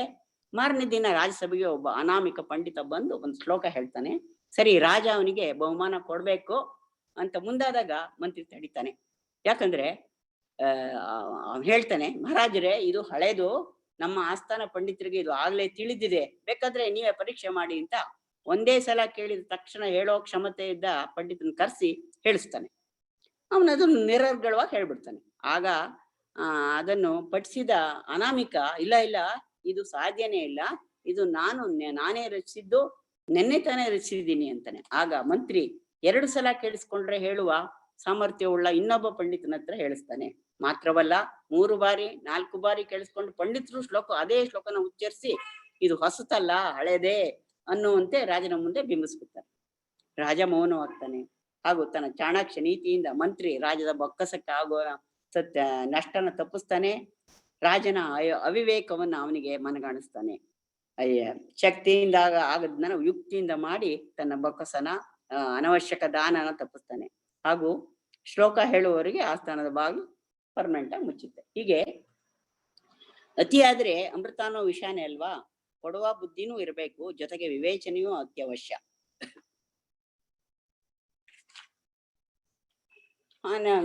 ಇದು ಈ ಉಡುಗೊರೆ ವಿಚಾರ ಬಂದಾಗ ನಾನ್ ನೋಡಿದ ಹಾಗೆ ಹೊರದೇಶಗಳಲ್ಲಿ ನಾನ್ ನೋಡಿದ ಪ್ರಕಾರ ಉಡುಗೊರೆ ಗಿಫ್ಟ್ ನೀಡೋ ಪರಿ ಏನಪ್ಪಾ ಅಂದ್ರೆ, ಅಲ್ಲಿ ಎಲ್ಲ ಮಾಲ್ ಅಥವಾ ಶಾಪಿಂಗ್ ಕಾಂಪ್ಲೆಕ್ಸ್ ಇಲ್ಲೆಲ್ಲ ಗಿಫ್ಟ್ ಕಾರ್ಡ್ಗಳು ಲಭ್ಯ. 25, 50, $100 ಹೀಗೆ ನಿಮ್ಗೆ ಎಷ್ಟು ಬೇಕೋ ಅಷ್ಟು ಡಾಲರ್ದು ಗಿಫ್ಟ್ ಕಾರ್ಡ್ ಅದನ್ನೇ ಪಡೆದು ಗಿಫ್ಟ್ ನೀಡ್ತಾರೆ. ಅದಕ್ಕೆ ಕನಿಷ್ಠ 6 ತಿಂಗಳ ಕಾಲಾವಕಾಶನೂ ಇರುತ್ತೆ. ಪಡೆದವರು ತಮ್ಗೆ ಏನ್ ಬೇಕೋ ಆ ವಸ್ತುಗಳನ್ನ ಬೇಕಾದಾಗ ಪಡ್ಕೊಳ್ಬಹುದು. ಇದೊಂದು ರೀತಿ ಹೊಸತನ. ನಾವು ವಸ್ತುಗಳನ್ನ ಕೊಂಡು ಅವ್ರಿಗೆ ಇಷ್ಟ ಆಗುತ್ತೋ ಇಲ್ವೋ ಅನ್ನೋದಕ್ಕಿಂತ ಹೀಗೆ ಕೊಟ್ಬಿಟ್ರೆ ಅವ್ರಿಗೆ ಏನ್ ಬೇಕೋ ಅವ್ರ ಮನೆಗೆ ಅನುಕೂಲವಾದ ಅವ್ರು ತಗೊಳ್ತಾರೆ ಅಲ್ವಾ. ಇದು ಒಂದು ಒಳ್ಳೆಯ ರೀತಿ ಅಂತ ನನ್ಗನ್ನಿಸ್ತು. ಉಡುಗೊರೆ ಕೊಡದೆ ಆದ್ರೆ ನಮ್ಮ ಪ್ರೀತಿ ಪಾತ್ರರಿಗೆ ಅವರುಗಳನ್ನು ಮುದಗೊಳಿಸುವ ಒಳ್ಳೆಯ ಪುಸ್ತಕಗಳನ್ನು ಕೂಡ ಕೊಡಬಹುದು ಸ್ನೇಹಿತರೆ. ನಮ್ಮಲ್ಲಿ ಅನೇಕ ಮಹಾಪುರುಷರುಗಳಾದ ರಾಮಕೃಷ್ಣರು, ವಿವೇಕಾನಂದರು, ರಮಣ ಮಹರ್ಷಿಯವರು, ಹಾಗೆ ನಮ್ಮ ಪೂಜ್ಯ ಗುರುಗಳಾದ ವೇದಾದ್ರಿ ಮಹರ್ಷಿಯವರು, ಇವರೆಲ್ಲದು ಅತ್ಯಮೂಲ್ಯ ಸಾಹಿತ್ಯ ಭಂಡಾರದಿಂದ ನಮ್ಮ ಮುಂದೆ ತೆರೆದುಕೊಂಡಿದೆ. ಅವುಗಳನ್ನು ನಾವು ಉಡುಗೊರೆಯಾಗಿ ನೀಡಿದ್ರೆ ಕೊಟ್ಟವರಿಗೂ ಪಡೆದವರಿಗೂ ಅದು ಕೊನೆಯ ತನಕ ಉಳಿಯುವ ಒಂದು ಅತ್ಯಮೂಲ್ಯವಾದ ಜ್ಞಾನ ಭಂಡಾರ. ಇದು ನನ್ನ ವೈಯಕ್ತಿಕ ಅಭಿಮತ. ನಿಮ್ಮ ಸಹಮತ ಇದ್ರೆ ಸಾರ್ಥಕ ಸ್ನೇಹಿತರೆ. ಇನ್ನು ದಾನದ ವಿಚಾರಕ್ಕೆ ಬಂದಾಗ ನಾವು ಮನಸ್ಫೂರ್ತಿಯಾಗಿ ಬಡ ವಿದ್ಯಾರ್ಥಿಗಳಿಗೆ ಪುಸ್ತಕ, ವಸ್ತ್ರ ಇತ್ಯಾದಿಗಳನ್ನ ನೀಡಬಹುದು. ಅವರುಗಳ ಶುಲ್ಕ ಕಟ್ಟಲು ಸಹಾಯ ಮಾಡಿ ವಿದ್ಯಾದಾನ ಮಾಡಬಹುದು. ಹಾಗೆ ಬಡ ಮಕ್ಕಳಿಗೆ ಊಟ, ವಸತಿಯ ಸೌಕರ್ಯಗಳನ್ನು ಕಲ್ಪಿಸಬಹುದು. ಯಾಕಂದ್ರೆ ಅನ್ನದಾನ, ವಿದ್ಯಾದಾನ ಅತ್ಯಂತ ಶ್ರೇಷ್ಠ ಅಲ್ವಾ. ಹಾಗಾಗಿ ಅಪಾತ್ರ ದಾನಗಳನ್ನ ನಿಲ್ಲಿಸಿ ಸರಿಯಾದ ರೀತಿಯ ದಾನ, ಕೊಡುಗೆ, ಉಡುಗೊರೆ ಏನೇ ಹೇಳಿ ಅದನ್ನ ಮಾಡಿದಲ್ಲಿ ಅದು ನೇರವಾಗಿ ಭಗವಂತನಿಗೆ ಮುಟ್ಟುತ್ತೆ. ಅವನೇ ನೀಡಿದ್ದು ಅವನಿಗೆ ಅರ್ಪಣೆ, ಕೆರೆಯ ನೀರನ್ನು ಕೆರೆಗೆ ಚೆಲ್ಲಿದಂತೆ ಅಲ್ವಾ. ಅದಕ್ಕೆ ಆದ್ರೆ ಇದೆಲ್ಲದಕ್ಕಿಂತ ಇನ್ನೊಂದು ಉತ್ತಮವಾದ ಉಡುಗೊರೆ ಏನು ಅಂದ್ರೆ ನಮ್ಮ ಪೂಜ್ಯ ಗುರುಗಳು ನೀಡಿರುವ ಅತ್ಯಮೂಲ್ಯವಾದ ಹಾರೈಕೆ, ಬಾಳ್ಗೆ ಸಮೃದ್ಧಿಯೊಂದಿಗೆ. ಇದು ಗುಪ್ತಗಾಮಿನಿಯಾಗಿ ಎಲ್ಲಿ ತಲುಪಬೇಕೋ ಅಲ್ಲಿಗೆ ಸೇರಿ ದ್ವಿಗುಣ ಸಮೃದ್ಧಿಯನ್ನ ಎಲ್ಲೆಡೆ ಹರಡುತ್ತೆ. ಕೊಡುವುದೆಲ್ಲ ಕೊಡುವನವನು ಇನ್ನು ಚಿಂತೆ ಏತಕ್ಕೆ, ಕಲ್ಪ ವೃಕ್ಷದಂತೆ ಗುರುವು ಇರಲು ಚಿಂತೆ ಏತಕ್ಕೆ ಅನ್ನೋ ಹಾಗೆ ನಮ್ಮ ಸ್ವಂತ ದುಡಿಮೆಯ ಸಣ್ಣ ಪಾಲನ್ನ ದಾನದಲ್ಲಿ ನೀಡ್ತಾ ಆತ್ಮಾನಂದವನ್ನು ನಾವು ಪಡೆಯೋಣ ಸ್ನೇಹಿತರೆ. ಯಾಕೆಂದ್ರೆ ಲಾಸ್ಟ್ ಬಟ್ ನಾಟ್ ಲೀಸ್ಟ್ ಅನ್ನೋ ಹಾಗೆ ಅತಿ ದೊಡ್ಡ ಉಡುಗೊರೆ ಅಂದ್ರೆ ಅದೇ ಟೈಮ್. ಅಂದ್ರೆ ವಾಚ್ ಅಲ್ಲ, ನಮ್ಮ ಪ್ರಿಯರೊಂದಿಗೆ 5 ನಿಮಿಷ ಕಳೆಯೋದು, ಅವರಿಗೆ ನಮ್ಮ ಅತ್ಯಮೂಲ್ಯ ಸಮಯ ನೀಡೋದು. ಇದು ಒಬ್ಬರಿಗೊಬ್ಬರು ಕೊಟ್ಟು ಕೊಳ್ಳುವ ಅಮೂಲ್ಯವಾದ ಉಡುಗೊರೆ. ಇದನ್ನ ಹಿಂತಿರ್ಸಕ್ಕೂ ಆಗಲ್ಲ, ತಿರಸ್ಕರಿಸಕ್ಕೂ ಆಗೋದಿಲ್ಲ, ಬೇರೇನಕ್ಕೂ ಬಳಸಕ್ಕೂ ಆಗಲ್ಲ, ಶೋಕೇಸ್ ನಲ್ಲಿ ಇಡಕ್ಕೂ ಆಗಲ್ಲ. ಇದನ್ನು ಯಾರು ಕೊಟ್ರು ಅಂತ ರ್ಯಾಪರ್ ಬಿಚ್ಚಿ ನೋಡೋ ಅವಶ್ಯಕತೆನೂ ಇಲ್ಲ. ಇದು ಮನಸ್ಸುಗಳಲ್ಲಿ ಶಾಶ್ವತವಾಗಿ ಉಳಿಯುವಂತಹದ್ದು, ಒಂದು ಪ್ರೀತಿಯ ಅಲೆಯಾಗಿ. ಹಾಗೆಯೇ ಹಿರಿಯರನ್ನ, ರೋಗಿಗಳನ್ನ, ಗುರುಗಳನ್ನ ಬರೀ ಕೈಯಲ್ಲಿ ಕಾಣಬಾರ್ದು ಅನ್ನೋದು ನಮ್ಮ ಭಾರತೀಯ ಸನಾತನ ಸಂಪ್ರದಾಯ. ಪ್ರೀತಿಯಿಂದ ಪುಷ್ಪಗಳೊಂದಿಗೆ ಗೌರವದಿಂದ ಅವರನ್ನ ಕಾಣೋಣ. ಬಡ ರೋಗಿಗಳಿಗೆ ಏನಾದ್ರೂ ಅನುದಾನ ನೀಡೋಣ. ಈ ಅಮೂಲ್ಯ ಜೀವನವನ್ನ ಸಾರ್ಥಕಗೊಳಿಸ್ಕೊಳ್ಳೋಣ ಸ್ನೇಹಿತರೆ. ಈ ವಿಚಾರ ಪ್ರಚೋದನವಾದ ಚಿಂತನೆಯನ್ನು ನನ್ನ ದೃಷ್ಟಿಕೋನದಲ್ಲಿ ನಿಮ್ಮ ಮುಂದೆ ಪ್ರಸ್ತುತಿಪಡಿಸುವ ಒಂದು ಸಣ್ಣ ಪ್ರಯತ್ನ ಮಾಡಿದ್ದೀನಿ. ಇದರಲ್ಲಿ ಏನಾದ್ರೂ ಅತಿ ಎನ್ನಿಸುವ ಅಂಶಗಳಿದ್ದಲ್ಲಿ ಕ್ಷಮೆ ಇರಲಿ, ಒಪ್ಪಿಗೆ ಆದಲ್ಲಿ ಒಂದು ಕಿರುನಗೆ ಇರಲಿ ಅಂತ ನಿಮ್ಮೆಲ್ಲರನ್ನು ಕೋರುತ್ತಾ ಎಲ್ಲರಿಗೂ ಮತ್ತೊಮ್ಮೆ ವಂದಿಸಿ ನನ್ನ ಈ ಕಿರು ಕವಿತೆಯೊಂದಿಗೆ ವಿಶ್ರಮಿಸುತ್ತೇನೆ ಸ್ನೇಹಿತರೆ. ಏನ ಕೊಡಲೆನ್ನುತ್ತಾ ಕಳವಳಿಸಬೇಡ, ನಿನ್ನಂತರಂಗದೊಳು ಅರಿವಿಹುದು ನೋಡ.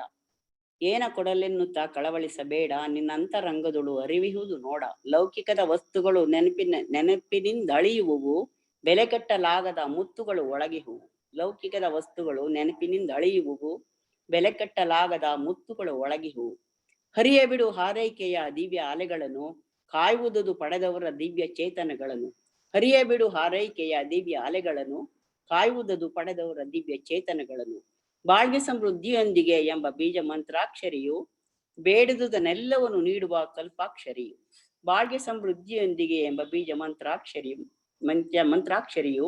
ಬೇಡಿದುದನ್ನೆಲ್ಲವನ್ನು ನೀಡುವ ಕಲ್ಪಾಕ್ಷರಿಯು. ಇದಕ್ಕಿಂತ ಬೇರೊಂದು ಉಡುಗೊರೆಯೂ ಬೇಕೇಕೆ, ಇದುವೇ ಎಲ್ಲರಿಗೂ ನೀಡೋಣ ಆಗದೆ. ಇದಕ್ಕಿಂತ ಬೇರೊಂದು ಉಡುಗೊರೆಯು ಬೇಕೇಕೆ, ಇದನ್ನೇ ನೀಡುವ ಎಲ್ಲರಿಗೂ ಆಗದೆ. ಬಾಳ್ಗೆ ಸಮೃದ್ಧಿಯೊಂದಿಗೆ. ನಮಸ್ಕಾರ. ಬಾಳ್ಗೆ ಭೂಮಂಡಲ, ಬಾಳ್ಗೆ ಭೂಮಂಡಲ, ಬಾಳ್ಗೆ ಸಮೃದ್ಧಿಯೊಂದಿಗೆ, ಗುರು ನಮ್ಮೊಂದಿಗೆ. ಬಾಳ್ಗೆ ಸಮೃದ್ಧಿಯೊಂದಿಗೆ madam. Thank you very much. ಈ ದಿನದ ಚಿಂತನೆಯನ್ನು ನಡೆಸಿಕೊಟ್ಟ ಶ್ರೀಮತಿ ವಸಂತ ಮೇಡಮ್ ರವರಿಗೆ ಧನ್ಯವಾದಗಳು. ಬಾಳ್ಗೆ ಸಮೃದ್ಧಿಯೊಂದಿಗೆ ಮೇಡಮ್. ಬಾಳ್ಗೆ ಸಮೃದ್ಧಿಯೊಂದಿಗೆ ಪಲ್ಲವಿ. ಸ್ನೇಹಿತರೆ, ಈಗ ಪ್ರಶ್ನೋತ್ತರ ಸಮಯ. ಯಾರಿಗಾದ್ರೂ ಇವತ್ತಿನ ವಿಷಯದ ಬಗ್ಗೆ ಏನಾದ್ರೂ ಕೇಳೋದಿದ್ರೆ ರೇಸ್ ಹ್ಯಾಂಡ್ ಬಟನ್ ಕ್ಲಿಕ್ ಮಾಡಿ ಪ್ರಶ್ನೆಗಳನ್ನ ಕೇಳಿ. ನೀವು ಪ್ರಶ್ನೆಗಳನ್ನ ಕೇಳಕ್ ಮುಂಚೆ ಒಂದು ಪ್ರಮುಖವಾದ ಸೂಚನೆ ಸ್ನೇಹಿತರೆ. ವಿಶ್ವ ಸಮುದಾಯ ಸೇವಾ ಸಂಘ ವಿಷನ್ ಫಾರ್ ವಿಸ್ಡಮ್ ಆಲಿಯಾರ್ ಇಂದ ಆಯೋಜಿಸಿರುವ ಸ್ಕೈ ಯೋಗ ಆನ್ಲೈನ್ ಫೌಂಡೇಶನ್ ಕೋರ್ಸ್ ಈಗ ಕನ್ನಡ ಭಾಷೆಯಲ್ಲಿ ಆರಂಭವಾಗಿದೆ. ಕೊರೋನಾ ಸಾಂಕ್ರಾಮಿಕ ಕಾಲದಲ್ಲಿ ಮಾನಸಿಕವಾಗಿ ಬಹಳ ನೊಂದಿರುವವರಿಗೆ, ಆರೋಗ್ಯದ ಸಮಸ್ಯೆಗಳು ಇರುವವರಿಗೆ ಮತ್ತು ಧ್ಯಾನ ಕೇಂದ್ರಕ್ಕೆ ಬರಲು ಸಾಧ್ಯವಾಗದಿರುವವರಿಗೆ ತಮ್ಮ ಮನೋಶಕ್ತಿಯನ್ನು ಹಾಗೂ ರೋಗ ನಿರೋಧಕ ಶಕ್ತಿಯನ್ನು ಹೆಚ್ಚಿಸಿಕೊಳ್ಳಲು ಈ ಸ್ಕೈ ಯೋಗದ ಪ್ರಾಥಮಿಕ ತರಗತಿಗಳನ್ನು ಆನ್ಲೈನ್ ನಲ್ಲಿ ನಿಮ್ಮ ಮನೆಗಳಿಂದಲೇ ಕಲಿಯಲು ಇದು ಒಂದು ಅತ್ಯುತ್ತಮವಾದ ಅವಕಾಶ ಸ್ನೇಹಿತರೆ. ಅದಲ್ಲದೆ ಶಾಲಾ ಕಾಲೇಜುಗಳು ತೆರೆಯದ ಇರುವ ಈ ಕಾಲದಲ್ಲಿ ಮಕ್ಕಳು ಸದ್ಗುಣಗಳನ್ನು ಬೆಳೆಸಿಕೊಂಡು ಆರೋಗ್ಯವನ್ನು ಕಾಪಾಡಿಕೊಂಡು ಪರೀಕ್ಷೆಗಳನ್ನು ಧೈರ್ಯವಾಗಿ ಎದುರಿಸಲು ಇದು ಒಂದು ಸದವಕಾಶ ಅಂತ ಹೇಳಬಹುದು ಸ್ನೇಹಿತರೆ. ವಿಷನ್ ಫಾರ್ ವಿಸ್ಡಮ್ ರವರು ವಿದ್ಯಾರ್ಥಿಗಳಿಗಾಗಿ ಈ ಆನ್ಲೈನ್ ಫೌಂಡೇಶನ್ ಕೋರ್ಸ್ ಅನ್ನು ಕಡಿಮೆ ದರದಲ್ಲಿ ನಡೆಸುತ್ತಿದ್ದಾರೆ. ದಯವಿಟ್ಟು ನಿಮ್ಮ ಮಕ್ಕಳನ್ನು ಈ ಶಿಕ್ಷಣಕ್ಕೆ ಸೇರಿಸಲು ವಿನಂತಿಸಿಕೊಳ್ಳುತ್ತೇವೆ. ಇದಲ್ಲದೆ ಸ್ನೇಹಿತರೆ ಆರೋಗ್ಯವಾಗಿರುವವರು ಕೂಡ ರೋಗ ಮುಕ್ತ ಜೀವನವನ್ನು ನಡೆಸಲು ಈ ಅಭ್ಯಾಸಗಳನ್ನು ಕಲಿಯಲು ಇದು ಒಂದು ಒಳ್ಳೆಯ ಅವಕಾಶ. ಆದ್ದರಿಂದ ಸ್ನೇಹಿತರೆ, ಈ ಕೈಯೋಗದ ಪ್ರಾಥಮಿಕ ತರಗತಿಗಳನ್ನು ಕಲಿಯಲು ಇಚ್ಛಿಸುತ್ತಿರುವ ನಿಮ್ಮ ಎಲ್ಲ ಸ್ನೇಹಿತರು, ಸಂಬಂಧಿಕರು ಮತ್ತು ನೆರೆಹೊರೆಯವರನ್ನು ಪ್ರೋತ್ಸಾಹಿಸಬೇಕಾಗಿ ವಿಶ್ವ ಸಮುದಾಯ ಸೇವಾ ಸಂಘ ಕರ್ನಾಟಕ ವಲಯದ ಪರವಾಗಿ ವಿನಂತಿಸಿಕೊಳ್ಳುತ್ತೇವೆ. ಈ ಪ್ರಾಥಮಿಕ ತರಗತಿಗಳನ್ನು ಕಲಿಯಲು ಆಸಕ್ತಿ ಉಳ್ಳವರು www.kundaliniyoga.edu.in ಎಂಬ ವೆಬ್ಸೈಟ್ಗೆ ಭೇಟಿ ನೀಡಿ ತಮ್ಮ ಹೆಸರುಗಳನ್ನು ನೋಂದಾಯಿಸಿಕೊಳ್ಳಬೇಕಾಗಿ ವಿನಂತಿಸುತ್ತೇವೆ. ಧನ್ಯವಾದಗಳು ಸ್ನೇಹಿತರೆ. ಈಗ ಪ್ರಶ್ನೋತ್ತರ ಸಮಯ. ಯಾರಿಗಾದ್ರೂ ಪ್ರಶ್ನೆಗಳು ಕೇಳೋದಿದ್ರೆ ರೇಸ್ ಆನ್ ಬಟನ್ ಕ್ಲಿಕ್ ಮಾಡಿ ಪ್ರಶ್ನೆಗಳನ್ನ ಕೇಳಿ. ಮೇಡಮ್, ಯಾರು ಹ್ಯಾಂಡ್ಸ್ ರೇಸ್ ಮಾಡಿಲ್ಲ, ಮುಗಿಸ್ಕೊಳ್ಳೋಣ madam. Okay Pallavi. Thank you madam, thank you very much. Thank you. ಬಾಳ್ಗೆ ಸಮೃದ್ಧಿಯೊಂದಿಗೆ. ಸ್ನೇಹಿತರೆ, ಈ ದಿನದ ಚಿಂತನೆಯನ್ನು ನಡೆಸಿಕೊಟ್ಟ ಶ್ರೀಮತಿ ವಸಂತ ಮೇಡಮ್ ರವರಿಗೆ ಧನ್ಯವಾದ ಹೇಳುವ ಸಮಯ. ಎಲ್ಲರೂ ಮನಸ್ಸನ್ನು ತುರಿಯಂನಲ್ಲಿ ಕೇಂದ್ರೀಕರಿಸಿ ಅವರನ್ನು ಹಾರೈಸೋಣ. ಶ್ರೀಮತಿ ವಸಂತ ಮೇಡಮ್ ಅವರು ಮತ್ತು ಅವರ ಕುಟುಂಬ ಬಾಳ್ಗೆ ಸಮೃದ್ಧಿಯೊಂದಿಗೆ, ಅವರ ದೇಹ ಆರೋಗ್ಯ ಬಾಳ್ಗೆ ಸಮೃದ್ಧಿಯೊಂದಿಗೆ, ಅವರ ಆಧ್ಯಾತ್ಮಿಕ ಸೇವೆ ಹೀಗೆ ನಿರಂತರವಾಗಿ ನಡೆಯಲಿ ಅಂತ ಹಾರೈಸೋಣ. ಬಾಳ್ಗೆ ಸಮೃದ್ಧಿಯೊಂದಿಗೆ. ಸ್ನೇಹಿತರೆ, ನಾಳಿನ ಆತ್ಮ ಸಂಗಮ ಕಾರ್ಯಕ್ರಮಗಳ ವಿವರಗಳು ಹೀಗಿವೆ. ನಾಳೆ ಬೆಳಿಗ್ಗೆ 5:45ಕ್ಕೆ ತುರಿಯಾತೀತ ಧ್ಯಾನ, 6:20ಕ್ಕೆ ಕಾಯಕಲ್ಪ ಮತ್ತು ದೇಹಾಭ್ಯಾಸ.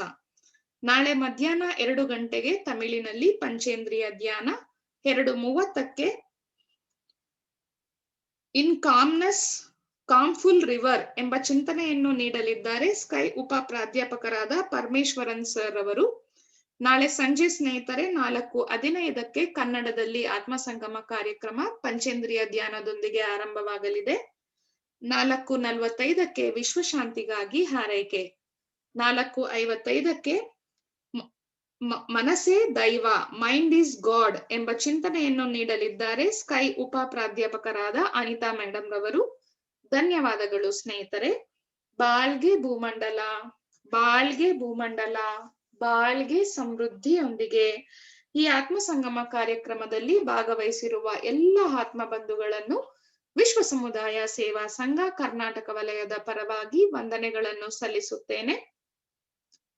ಈ ಕಾರ್ಯಕ್ರಮ ನಡೆಯಲು ಸಹಕಾರ ನೀಡಿರುವ ವಿಶ್ವ ಸಮುದಾಯ ಸೇವಾ ಸಂಘದ ಕರ್ನಾಟಕ ವಲಯಕ್ಕೆ ಸೇರಿರುವ ಎಲ್ಲಾ ಸ್ಕೈ ಸಂಸ್ಥೆಯ ಅಧ್ಯಕ್ಷರಿಗೂ, ಪದಾಧಿಕಾರಿಗಳಿಗೂ ಹಾಗೂ ಸದಸ್ಯರಿಗೂ ನಿಮ್ಮೆಲ್ಲರ ಪರವಾಗಿ ಹೃತ್ಪೂರ್ವಕವಾದ ಧನ್ಯವಾದಗಳು. ಕರ್ನಾಟಕದಲ್ಲಿ ಇರುವ ಎಲ್ಲಾ ಧ್ಯಾನ ಕೇಂದ್ರಗಳಲ್ಲಿ ಸೇವೆ ಸಲ್ಲಿಸ್ತಾ ಇರೋ ಎಲ್ಲಾ ಮಾಸ್ಟರ್ಸ್ ಹಾಗೂ ಪ್ರೊಫೆಸರ್ಸ್ ಗಳಿಗೂ ವಂದನೆಗಳು. ಈ ಆತ್ಮ ಸಂಗಮ ಕಾರ್ಯಕ್ರಮ ಯಶಸ್ವಿಯಾಗಿ ನಡೆಯಲು ಪ್ರಮುಖ ಪಾತ್ರವನ್ನು ವಹಿಸಿರುವವರು ವಿಶ್ವ ಸಮುದಾಯ ಸೇವಾ ಸಂಘ ಕರ್ನಾಟಕ ವಲಯದ ಅಧ್ಯಕ್ಷರು ಹಾಗೂ ಸ್ಮಾರ್ಟ್ ಶಾಖೆಯ ಉಪಾಧ್ಯಕ್ಷರ ಮಾರ್ಗದರ್ಶನಕ್ಕಾಗಿ ನಿಮ್ಮೆಲ್ಲರ ಪರವಾಗಿ ತುಂಬು ಹೃದಯದ ಕೃತಜ್ಞತೆಗಳನ್ನು ಸಲ್ಲಿಸುತ್ತೇನೆ. ಸ್ನೇಹಿತರೆ, ಎಲ್ಲರಿಗೂ ದೈವಿಕ ಮಹಾಶಕ್ತಿಯ ಕರುಣೆಯಿಂದ ದೇಹ ಆರೋಗ್ಯ, ದೀರ್ಘ ಆಯುಷು, ಸಾಕಷ್ಟು ಐಶ್ವರ್ಯ, ಉನ್ನತ ಕೀರ್ತಿ, ಸತ್ಯ ಜ್ಞಾನ ಪಡೆದು ಉನ್ನತವಾಗಿ ಬಾಳುವಂತಾಗಲಿ ಎಂದು ಹಾರೈಸುತ್ತಾ ಈಗ ವಿಶ್ವಶಾಂತಿ ಪ್ರಾರ್ಥನೆಯೊಂದಿಗೆ ಇಂದಿನ ಕಾರ್ಯಕ್ರಮವನ್ನು ಮುಕ್ತಾಯಗೊಳಿಸೋಣ. ಬಾಳ್ಗೆ ಭೂಮಂಡಲ, ಬಾಳ್ಗೆ ಭೂಮಂಡಲ, ಬಾಳ್ಗೆ ಸಮೃದ್ಧಿಯೊಂದಿಗೆ.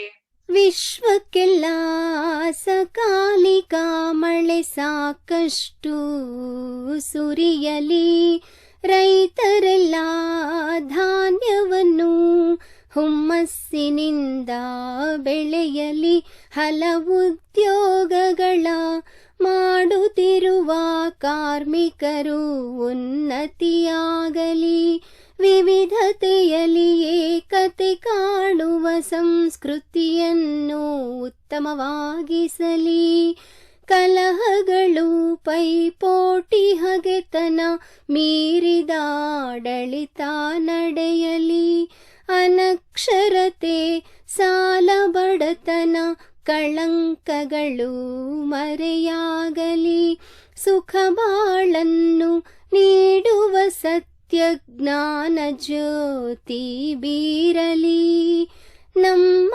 ಕರ್ತವ್ಯ ಧಾರ್ಮಿಕ ಬಾಳ್ವೆಯ ಗುರಿಯನ್ನೇ ಉತ್ತಮವಾಗಿಸಲಿ.